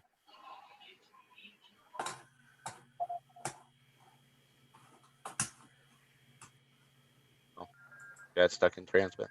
Nice thing I like about this software versus FL Digi is when I have it in transmit, which I do right now, it doesn't key my radio because it does CW through the CW port on the rig blaster.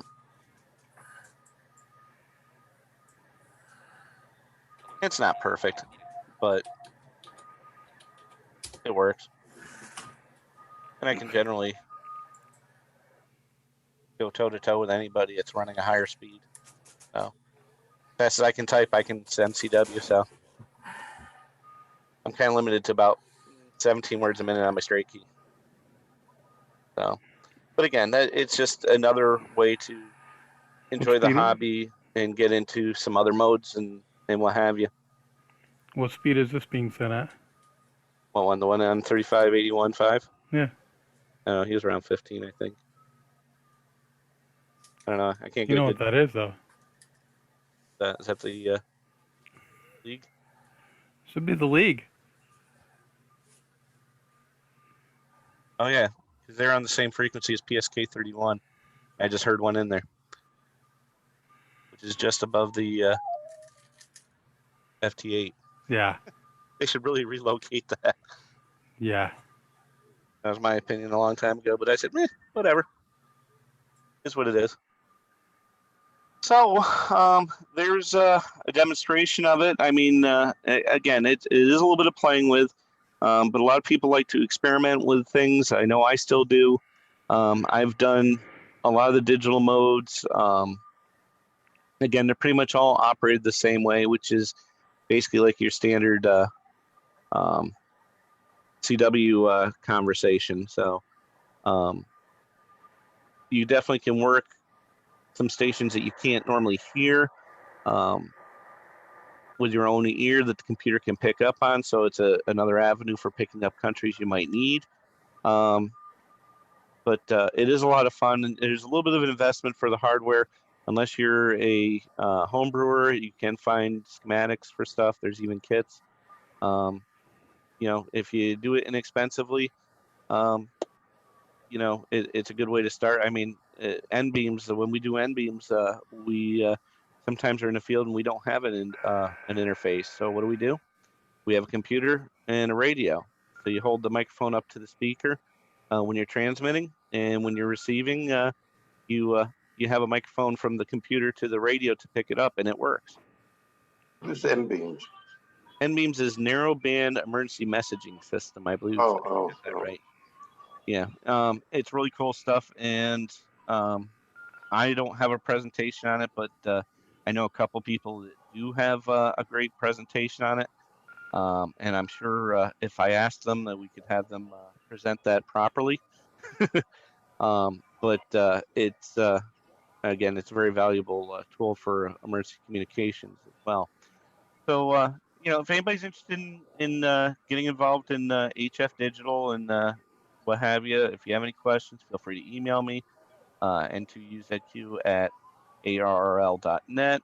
You can usually catch me on Sunday nets. You can catch me by email. I'm fairly easy to get a hold of, and don't think that any question is a dumb question. I'm interested in helping people to learn the modes. I'm interested in getting people involved with doing emergency communications, of course, and it is a lot of fun. Nothing better than sit here and have the radio playing music behind you, and meanwhile you're working the world on HF. I'm usually around too as a backup. There's a bunch of us that do a lot of digital. Yeah, I would be doing FT8 right now, but I don't want to screw up the recording of the Zoom meeting or FT4. James, Yeah, you made a lot of comment. right now. You made a comment in your opening remarks, James, about some references, and just something I discovered. Many of you probably already know it. If you're an ARL member and you renew your membership, they don't tell you this, but with a very simple promo code, you get a free book. And the one that has been made available for the last 3 years is Get on the Air with HF Digital, and it's basic, but it definitely gives you a background that may bridge from what we've learned from you tonight to maybe taking the next step. Like I said, I mean, I did keep it kind of generic. The hardware. Sorry, James, your audio is going again. I don't know why. Sorry.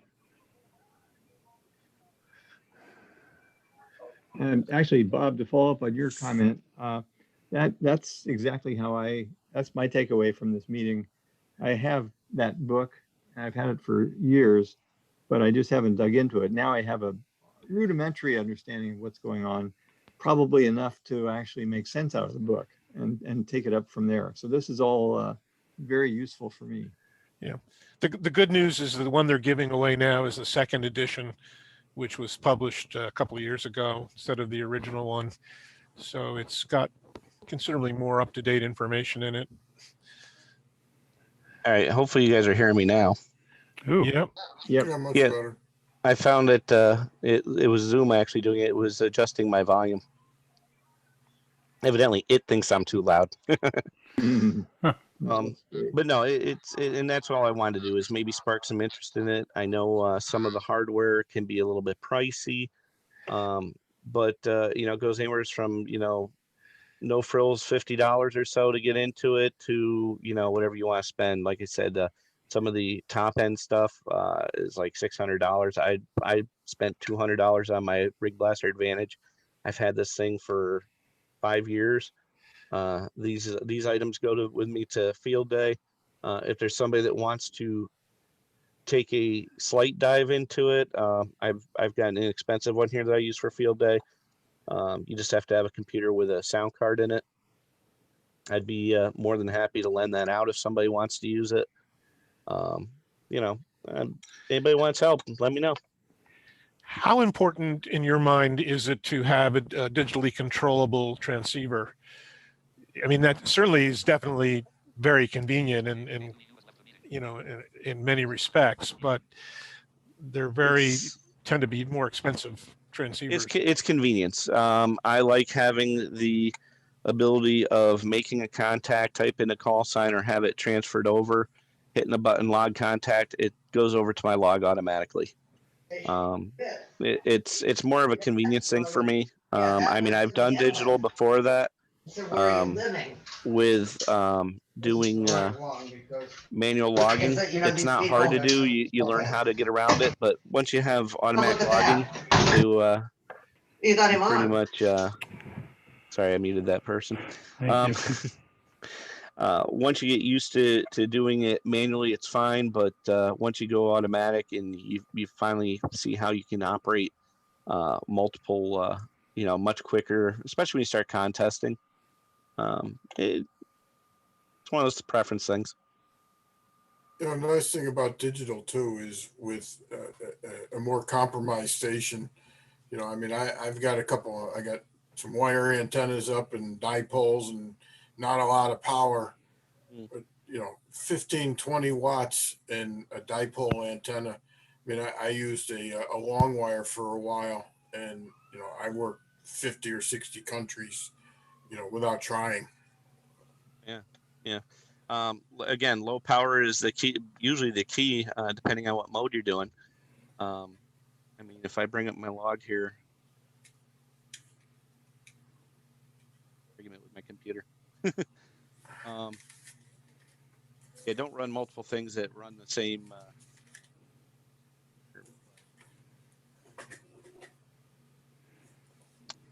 Yells at you when you try and operate the same COM port as something else.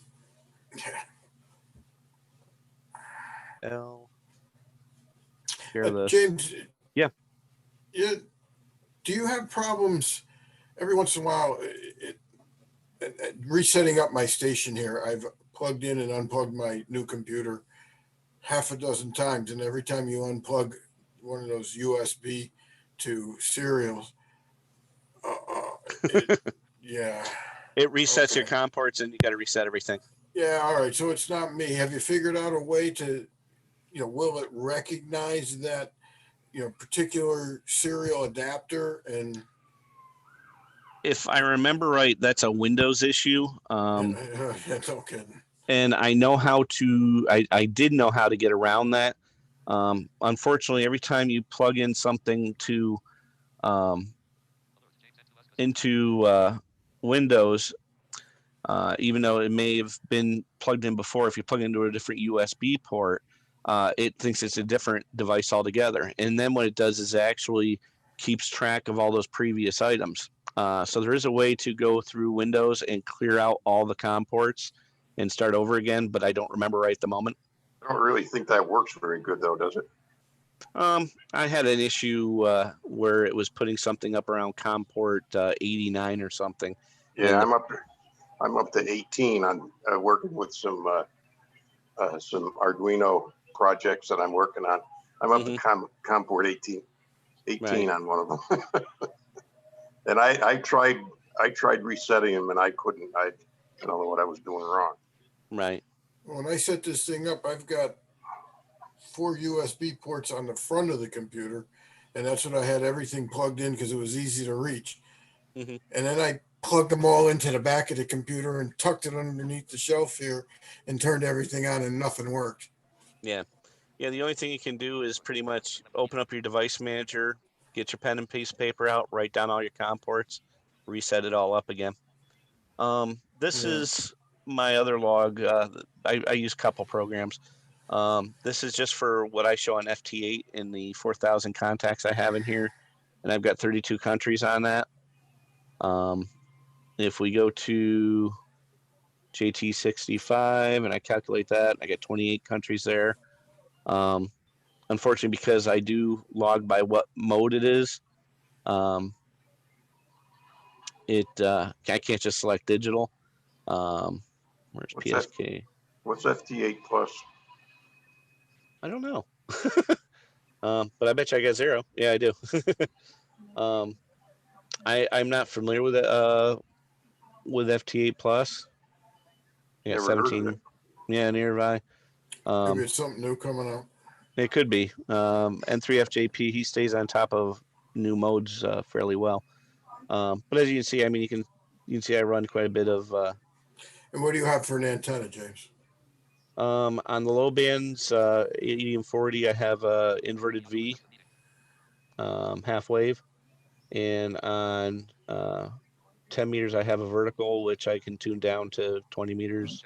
Not most effectively, but I don't have a huge lot here because I am here in Rotterdam. So, you know, it like I say, it opens up a world of things that I normally can't hear. I do well on 40 meters. I do okay on 75. I did have a 160 meter antenna up. It didn't do so well. But then again, I have to reset the cable box. Yeah, when I get on 75 and I push some power, my PlayStation 4 goes crazy. But I turn on the garage light and it stays on. I usually just go over and unplug it, and then I don't have to listen to a beep. So I'm trying to. That's all I have. I hope everybody learned something, or at least sparked some interest. Again, email me if you have any questions. I'll be glad to help out any way I can. Sure. Well, that's great, James. I mean, I think this meeting kind of came up. Maybe it was during a board meeting, or maybe it was the last Sarah meeting. But, it was a board meeting. It was at a board meeting, and I was razzing James about giving this presentation. Actually, I started razzing him in the 2019 field day. Oh, okay. I sat and watched him operate a digital station, and people walked by, and I said, "We need you, James." And so this is a wealth of information. Yeah, and I personally want to thank you for the effort in the presentation. It was outstanding. Oh, no problem. Anytime. Yeah, that's especially the hands-on live demo part is that's very impressive. Well, that's where we're in an advantage right now, because we can do presentations on Zoom from our home station, and absolutely. It's sort of like visiting your shack. You know, all of us, finding a spot and saying, okay. It's not a very big shack, so it would have been very, very close to each other if we would have all gotten arrested. But no social distancing. Right. Yeah. So here we can all watch in the comfort of our shacks, and see up close. I have to say that the FT8 mode brings new meaning to touchless communication. Yeah. Well, the funny thing is FT4 is even faster. We started out with JT65, which was 30 seconds of transmit and then 30 seconds of receive, which was really cool because of the distance we were getting. And then he did some more experimentation, and he dropped some of the error checking. And then we ended up into FT8, which was a 15-second transmit, 15-second receive. And we're like, ooh, that's awesome. And now he's down to FT4, which if you want a click fest, that's I think was that 7 seconds? Yeah, that's what they do. You can do it on the contrails from a jet airliner going by. Yeah, it's really quick, and I mean, the time it takes to decode it, by the time I decide which one I want to work, we're already into the next transmit cycle. So I've got to wait, and hopefully he's calling CQ again. They do some moon bounce with this too, don't they? Yeah, the MFSK, I believe it is 144. I've used that for meteor scatter, and I've used it. I've never tried moon bounce, but meteor scatter. I mean, even with this is when I had my 6-meter beam up, which was horizontally polarized. When I had my shack down in the basement, I was working this time of year down into Kentucky and what have you. And it was really cool because you'd be sitting there thinking you're not hearing anything, and you'd see the decode cycle, and all of a sudden there's a station. It's like, I didn't even hear that. But that's the high speed stuff. I did want to do a quick thing here, if I can. Let me reload the software again. I wanted to show one more thing to give you an idea of how low power you can run on this. I just have to load that in my digital software folder again. And I just, like I said, I keep everything in folders. I have all my digital software in one. I have my logging in another, and it works pretty good as far as trying to keep track of everything. James, while you're fumbling with that, if you got a Raspberry Pi going, there's a Linux software, CQR log, and you would be able to dump all those ADI files, and that's a pretty good piece of Linux logging software. Okay. If you ever decide you want some help with that, I've got quite a bit of experience, and I find that more intuitive than the DX Lab. DX Lab does an awful lot more, but just CQR log's a lot simpler to use. Okay, very cool. Actually, I'm gonna keep my power down because use I don't want LOTW. Yes. Yep. So all those individual ones you can log up. You can, what do you use to keep track of all that? Or just Logbook of the World. I just use it through my logging. Yeah. So, let me see if I've got this all set up here, and then I'll show you guys something really cool. Helps if I'm on the right frequency too. There we go. So I'm going to monitor for a second here. I might as well let you guys all watch this. This will be fun.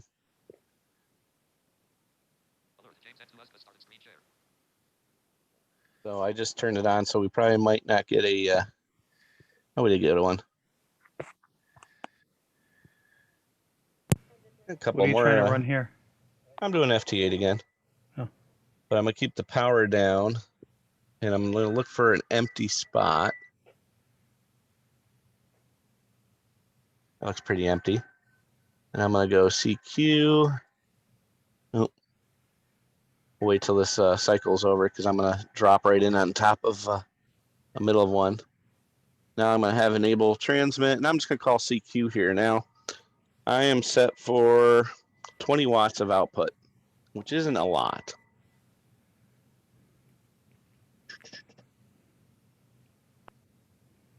I'm trying to get EXCC on 6 meters. And I figured the only way I'm going to do that is with FT8. Yeah. This time of year, yes. Anytime. this part of the cycle. Anytime. It's kind of amusing. I was going through my bins of amateur radio stuff here. One is my one with all my connectors and stuff in it. The other one is my QSL cards. While we're waiting for this, a better way to do something with them. And one of my first on 6 meters, and this was, let me see, in 2000. With 100 watts, I worked France on 6 meters. Yeah. And I actually worked him on digital a while back, and I was like, that call sign looks familiar, and I started digging through because none of these are on my log because I didn't start doing digital logging until I think 13. So you're gonna upload all those into your digital?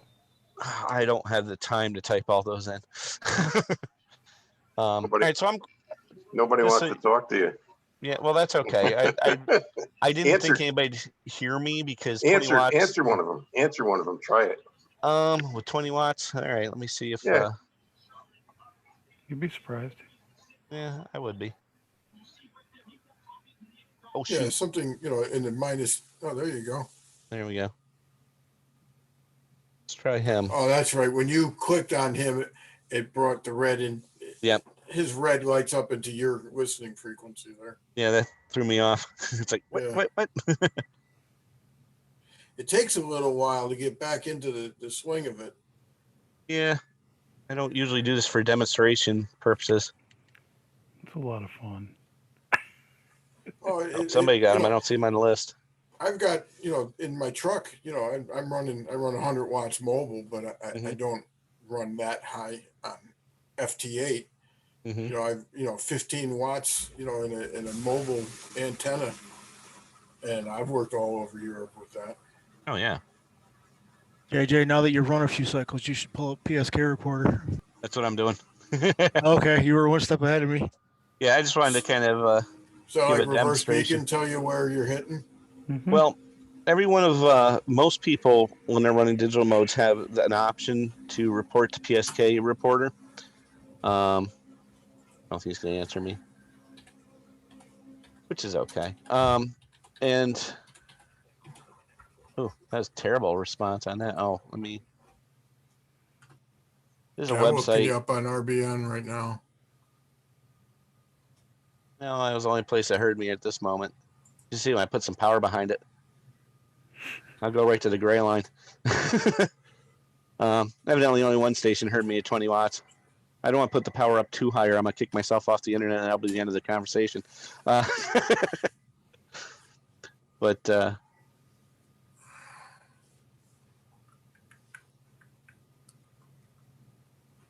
30 watts to it. See what happens. Gonna find somebody else. Ooh. I'll tag him. He was a -2 dB. Now, if I get ejected from the group, I will return. Actually, I'm only running 30 watts, I think. If that. My goodness.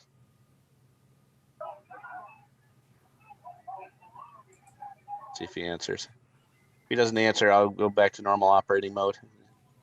I'll tag him.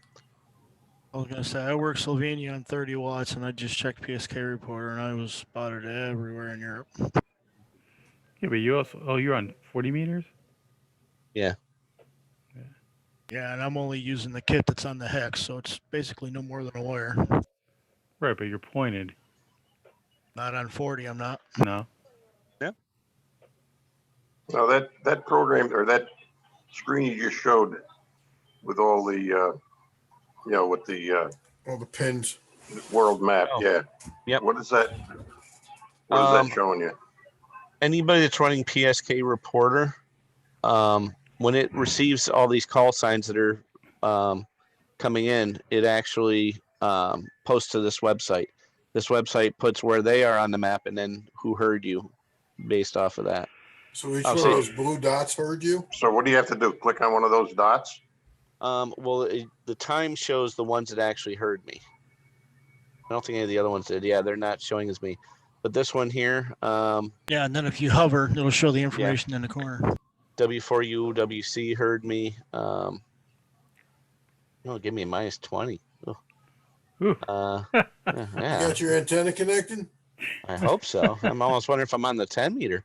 That's what I was going to ask you. -24, -16 over in AA7JB. He's over in Arizona. All right, let's. But the nice what thing is happened? it shows the band plan. It shows what signals are being heard and where they're being Yeah, it heard. gives you a footprint. Yeah. What happens if you click on one of those blue dots? Let's see. Or, you know, One makes that it bigger. didn't hear you. something Yeah. over in Oh, like Europe. one of these? Yeah. It just says he's receiving on FT8 on what frequency. And that line shows who heard him? Yeah. Or who he heard? Right. So is this an interface from the various programs that you're showing us, or the? Every one of the ones I showed you has this option to report these. Okay. So, and as you can see, as really, time goes on, it shows more people heard me. Yeah, it's a crazy world we live in when we have instantaneous, reliable reporting to a server of communication that we're doing via RF. And, you know, I mean, when you think about it, it's parallel paths, one reliable and one more challenging. So it's an interesting model. You know, it's sort of telling you what you should have been able to do. Right. Well, I'll call somebody here in a second. Just wait for like somebody. It's like working somebody and then post on a cluster. Thank you for the contact. Yeah. Or calling. And by the calling way, them my on correct the phone. call was. Yeah. You call them on the phone and then confirm that they heard you.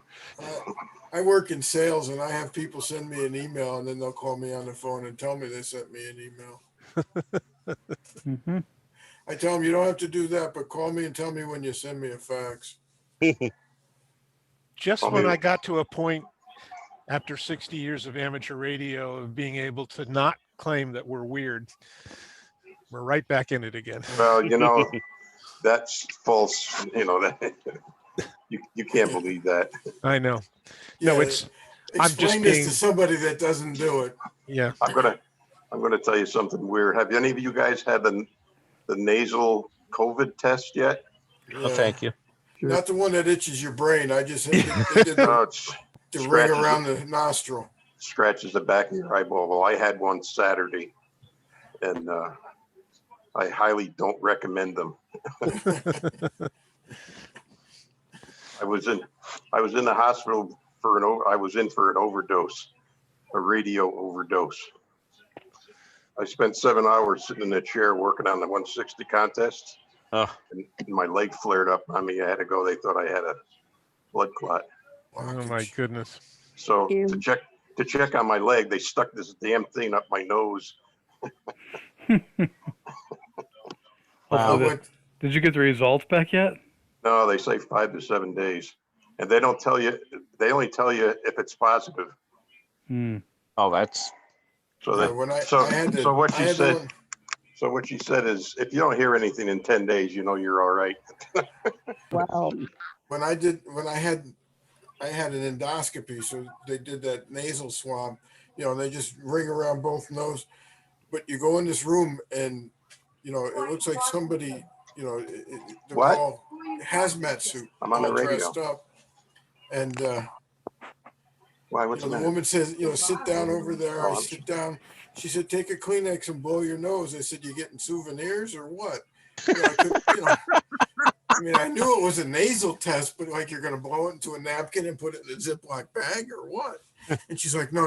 It's just to make sure the passage is clear. I'm like, oh, all right.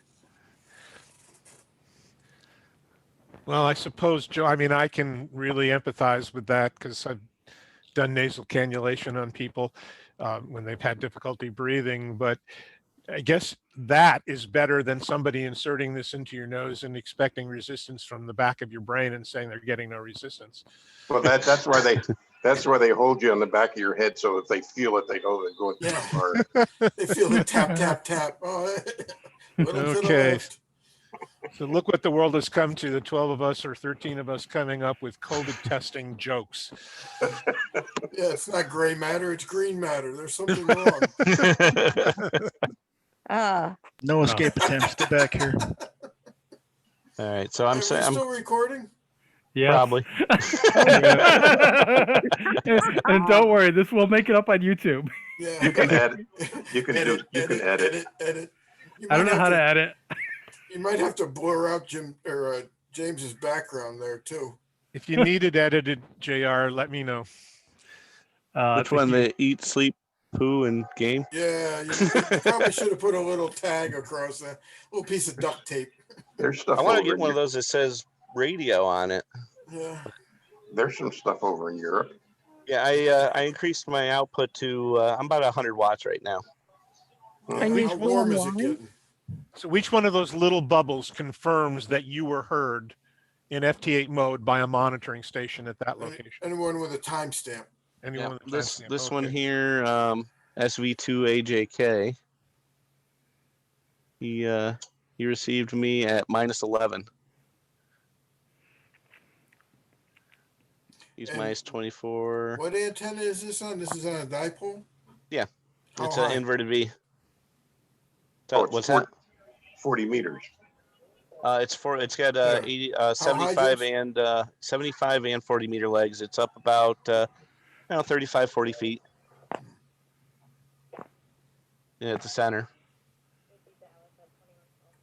So let's see if anybody else. I got a delta loop up about that high. And I mean, I work into Europe really well, but I just can't make that little jump west of that. I can't get past about here is where I have my issue. Yeah. Oh, And this is about 17, common 18. for me. Yeah, zone 17, 18, 19, 20. That's all. That's dead to me. But Gosh, Ain't bad though. It's still getting out for a amount of power. yeah, I mean, like I said, I'm putting out about 100 watts right now. I've got 25 watts into the amp. Sucks. I want to bring up my FT8. Doesn't do me any good to click on those, does it? Oh, you can go to the website. No, I was trying to shrink it down to do something before. It's like it's not working. I can't believe nobody's answered me, but yeah. Call one of the stations. Now there's a lot of this time of night 40 meters is hopping. Yeah. 80's really good right now. Those are just monitoring stations. Yeah. They're not on the air. Yeah, these guys aren't necessarily transmitting. It's fun. Every once in a while, you see somebody that they just keep calling CQ, CQ, CQ. You know they fell asleep. I've done that. Yeah. My favorite is when I've actually had situations where I've been calling CQ and like I just stopped right now.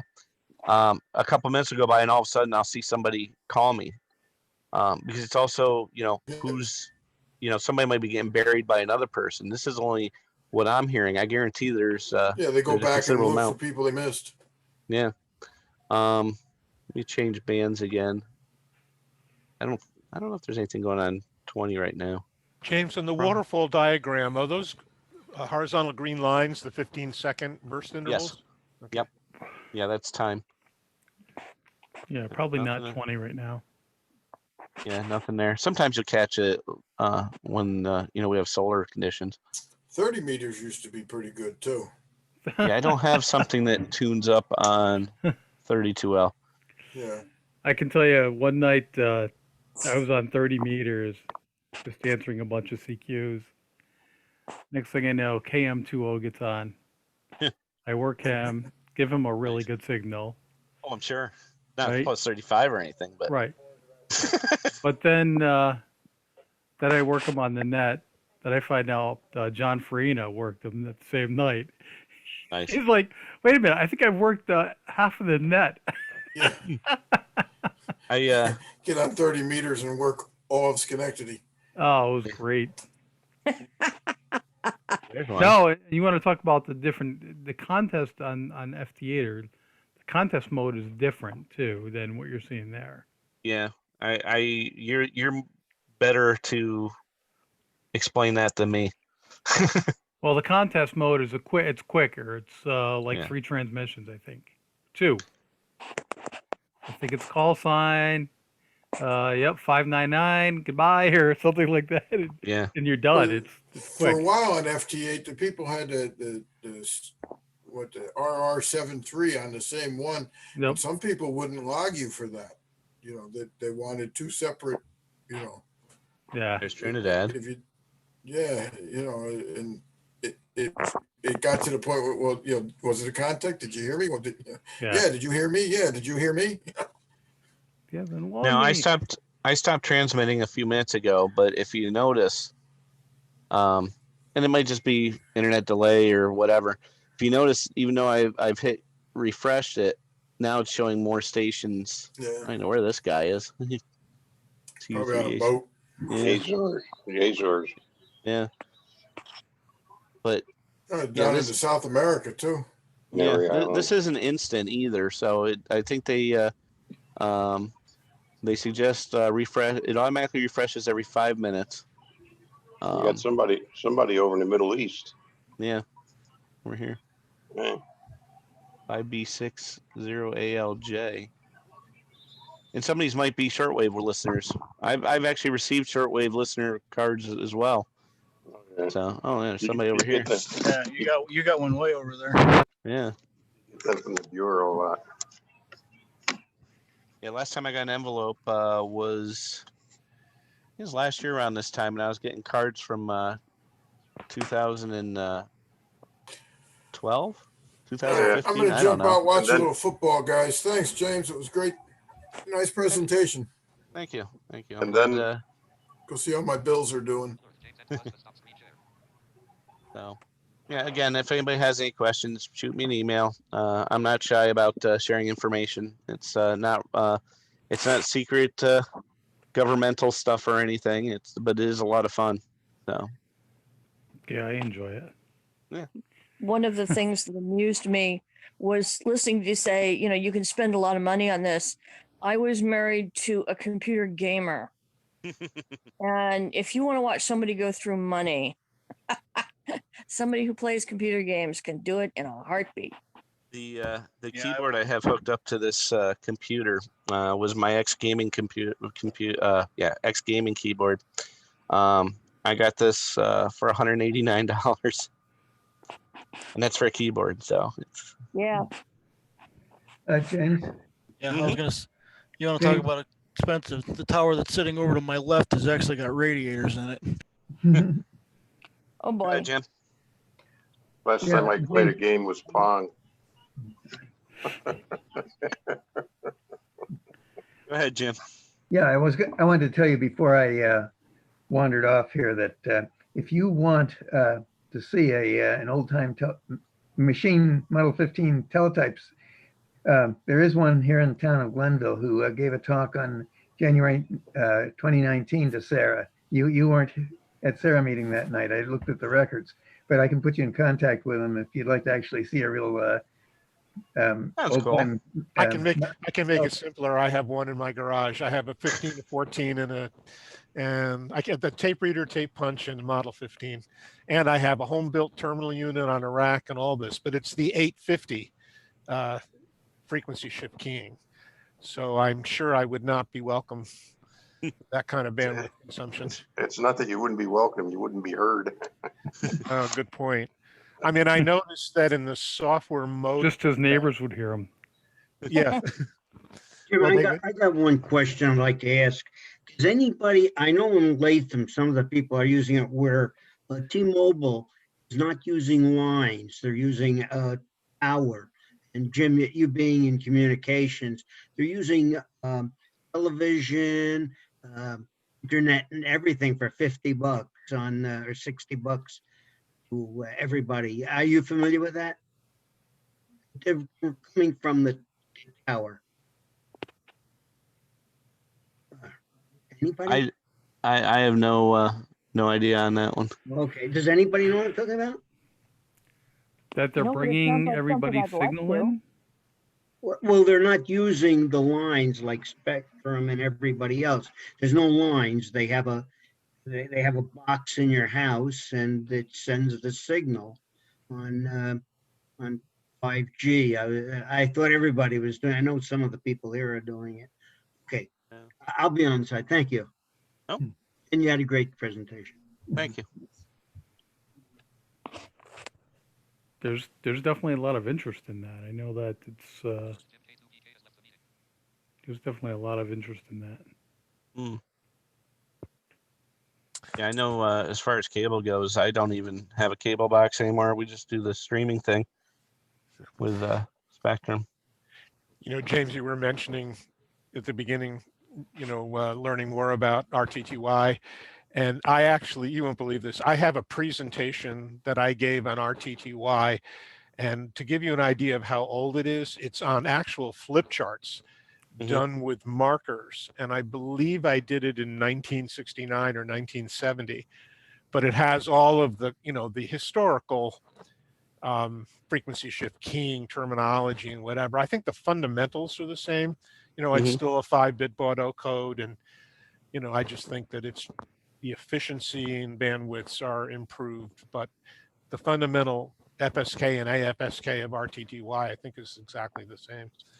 Yeah, the interesting thing I found when I was putting together a presentation and comparing things, and of course I had a nice older picture of a teletype machine, but from what I was seeing, and of course this is Wikipedia stuff, they were saying it was as early as 1932 for RTTY, and I actually use RTTY as a really great example of digital modes and where the other ones came from, because RTTY, of course, again, has a, I don't remember the exact spacing, but if you look at a signal up close on the digital software when you're transmitting or receiving, if you have a really nice signal, especially coming in, you'll see the difference is, instead of having this spacing for bandwidth, you're really down to 31 hertz, but basically it's still two signals alternating, which is how it's processing the information coming in.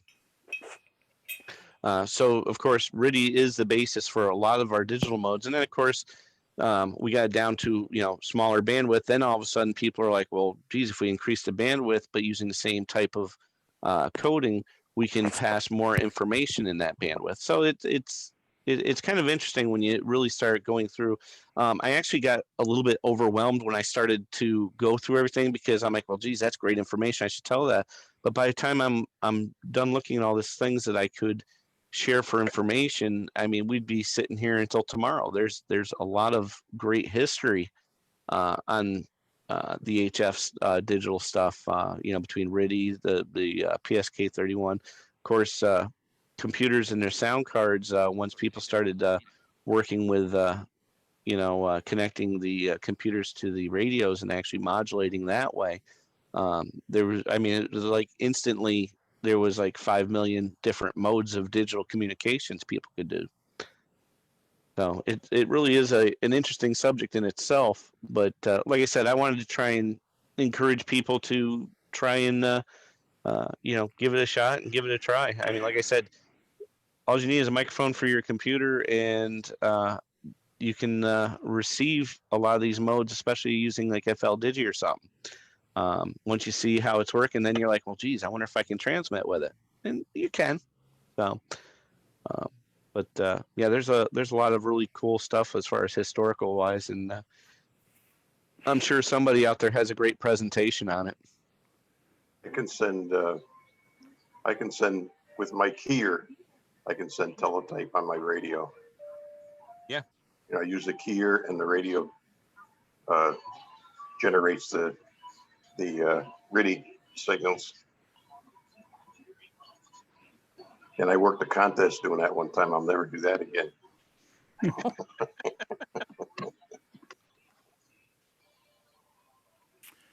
Well, this weekend is the 10-meter contest.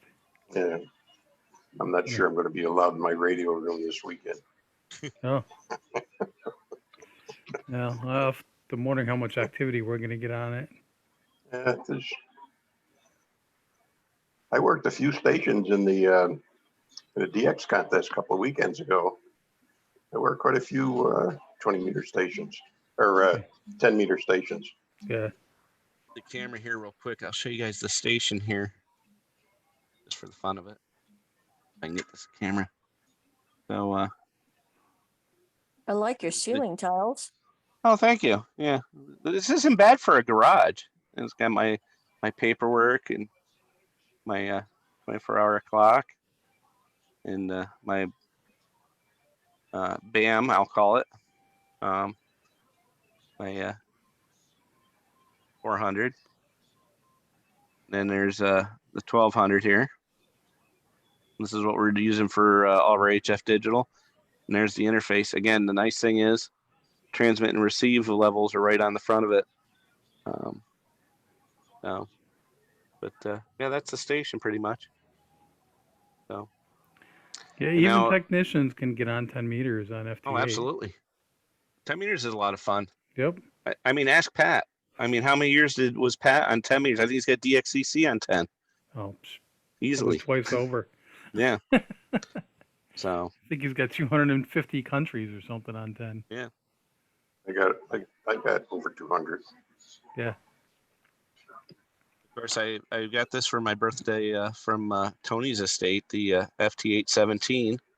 And again, I mainly use this for, it needs battery, by the way. I got to buy one of those.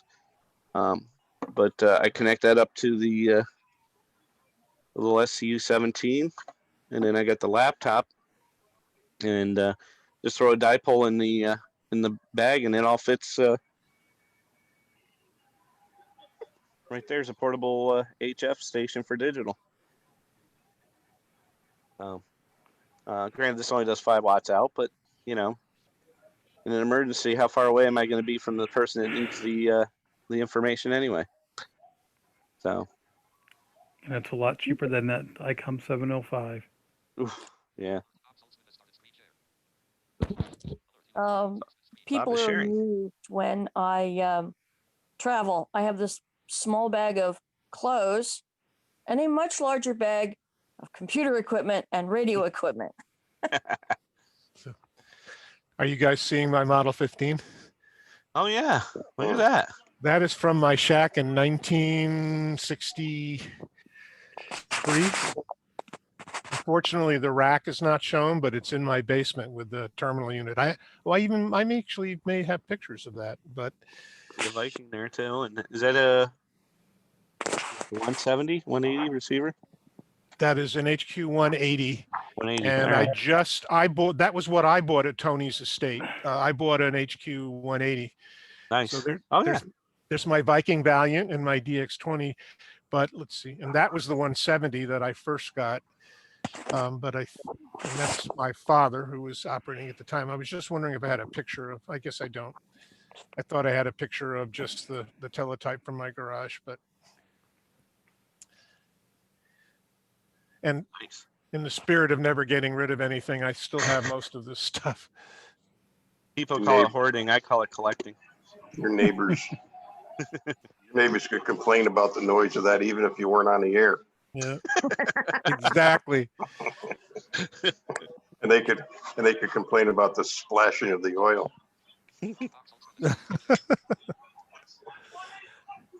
Well, I know I have pictures of my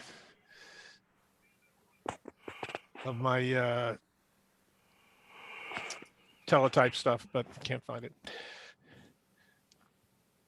No. Well, James, again, a great job. Thank you. The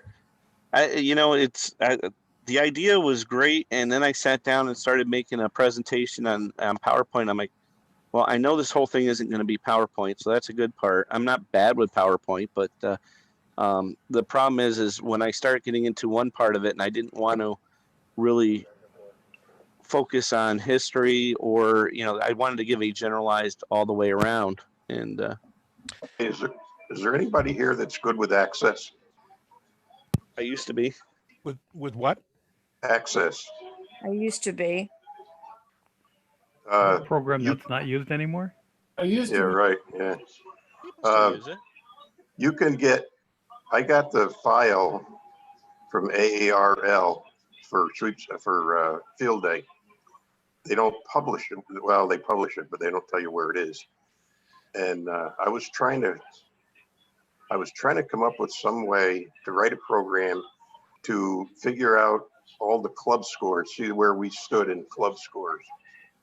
And I just can't get it. The file is corrupted somehow, and I don't know how to fix it. There's like 8,000 entries in it. See if I have access, first of all. A 9mm should work. What's that? I said a 9mm should work. Yeah. I do have access. Do you know where to download the file? Go on the website, ARL website, and go up where it's, with the search. Yeah. And put in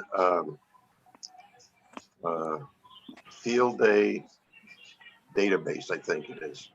Okay. And it comes up with a file. It's every station. There was 8,000 stations in field day. There's 8,000 stations in that list. and it lists like all the routing stations are on there. They're mixed in wherever their score was. And I was trying to get something so that I could calculate each club what their score was, so where we stood in relation to other clubs. Yeah. Oh, it's a They don't- CSV file. Yeah, but it's That's not. You can load that with. No, you can't. Go ahead, try it, but it doesn't work. Let me I save did a it. manual count and we're somewhere around 89. What's that? I did a manual count, just visually scanning the whole listing. And we're something like 89th in the country. Oh, really? You went through that manually? Yeah, That file? yeah. Jeez. How many aspirin was that? Alrighty, well here it is. He's not on the golf course as much anymore, so. It was the cold pack over the eyes for 2 hours. Mm. Well, if you go down through that and there's something wrong in that file and I don't know what it is. I'm not sure if it's It loaded with no problem into Excel. in Excel. It loads in Excel, but I don't know how to sort it in Excel. Oh, Oh. that's easy to do. Piece of cake. See in the Joe, Other in the people upper right. do, You can Sort over always, here. you can counting always, in Excel. I do data import- manipulation. you can always go from Excel to Access. Yeah. Probably And do I'm that. going Let to me bid see you if all this. a fond good night. James, that was a wonderful presentation. Thank you. Take care, Lynn. You too. James, See you later, James, I Lynn. gotta leave too, so thank you very much, and thanks for the invite from the for SARA or for Saratoga. No problem. Have a good evening. What do you guys got going up in Saratoga? Anything happening with you guys? Not that I know of. What is your next month? Your meeting is next Monday, right? Yeah, What do they got going on? I haven't heard. I was gonna say, Okay. JJ, I think you just passed it. Well, there's just what we did. Okay, sounds good. All right, take care, and thanks again, Jim. Anytime. Actually, you know what I should do is if Yeah, I take. I'm gonna just to let everybody know, I'm gonna stop the recording on this. All right. I mean, You're about darn. 45 minutes late. Yeah, well,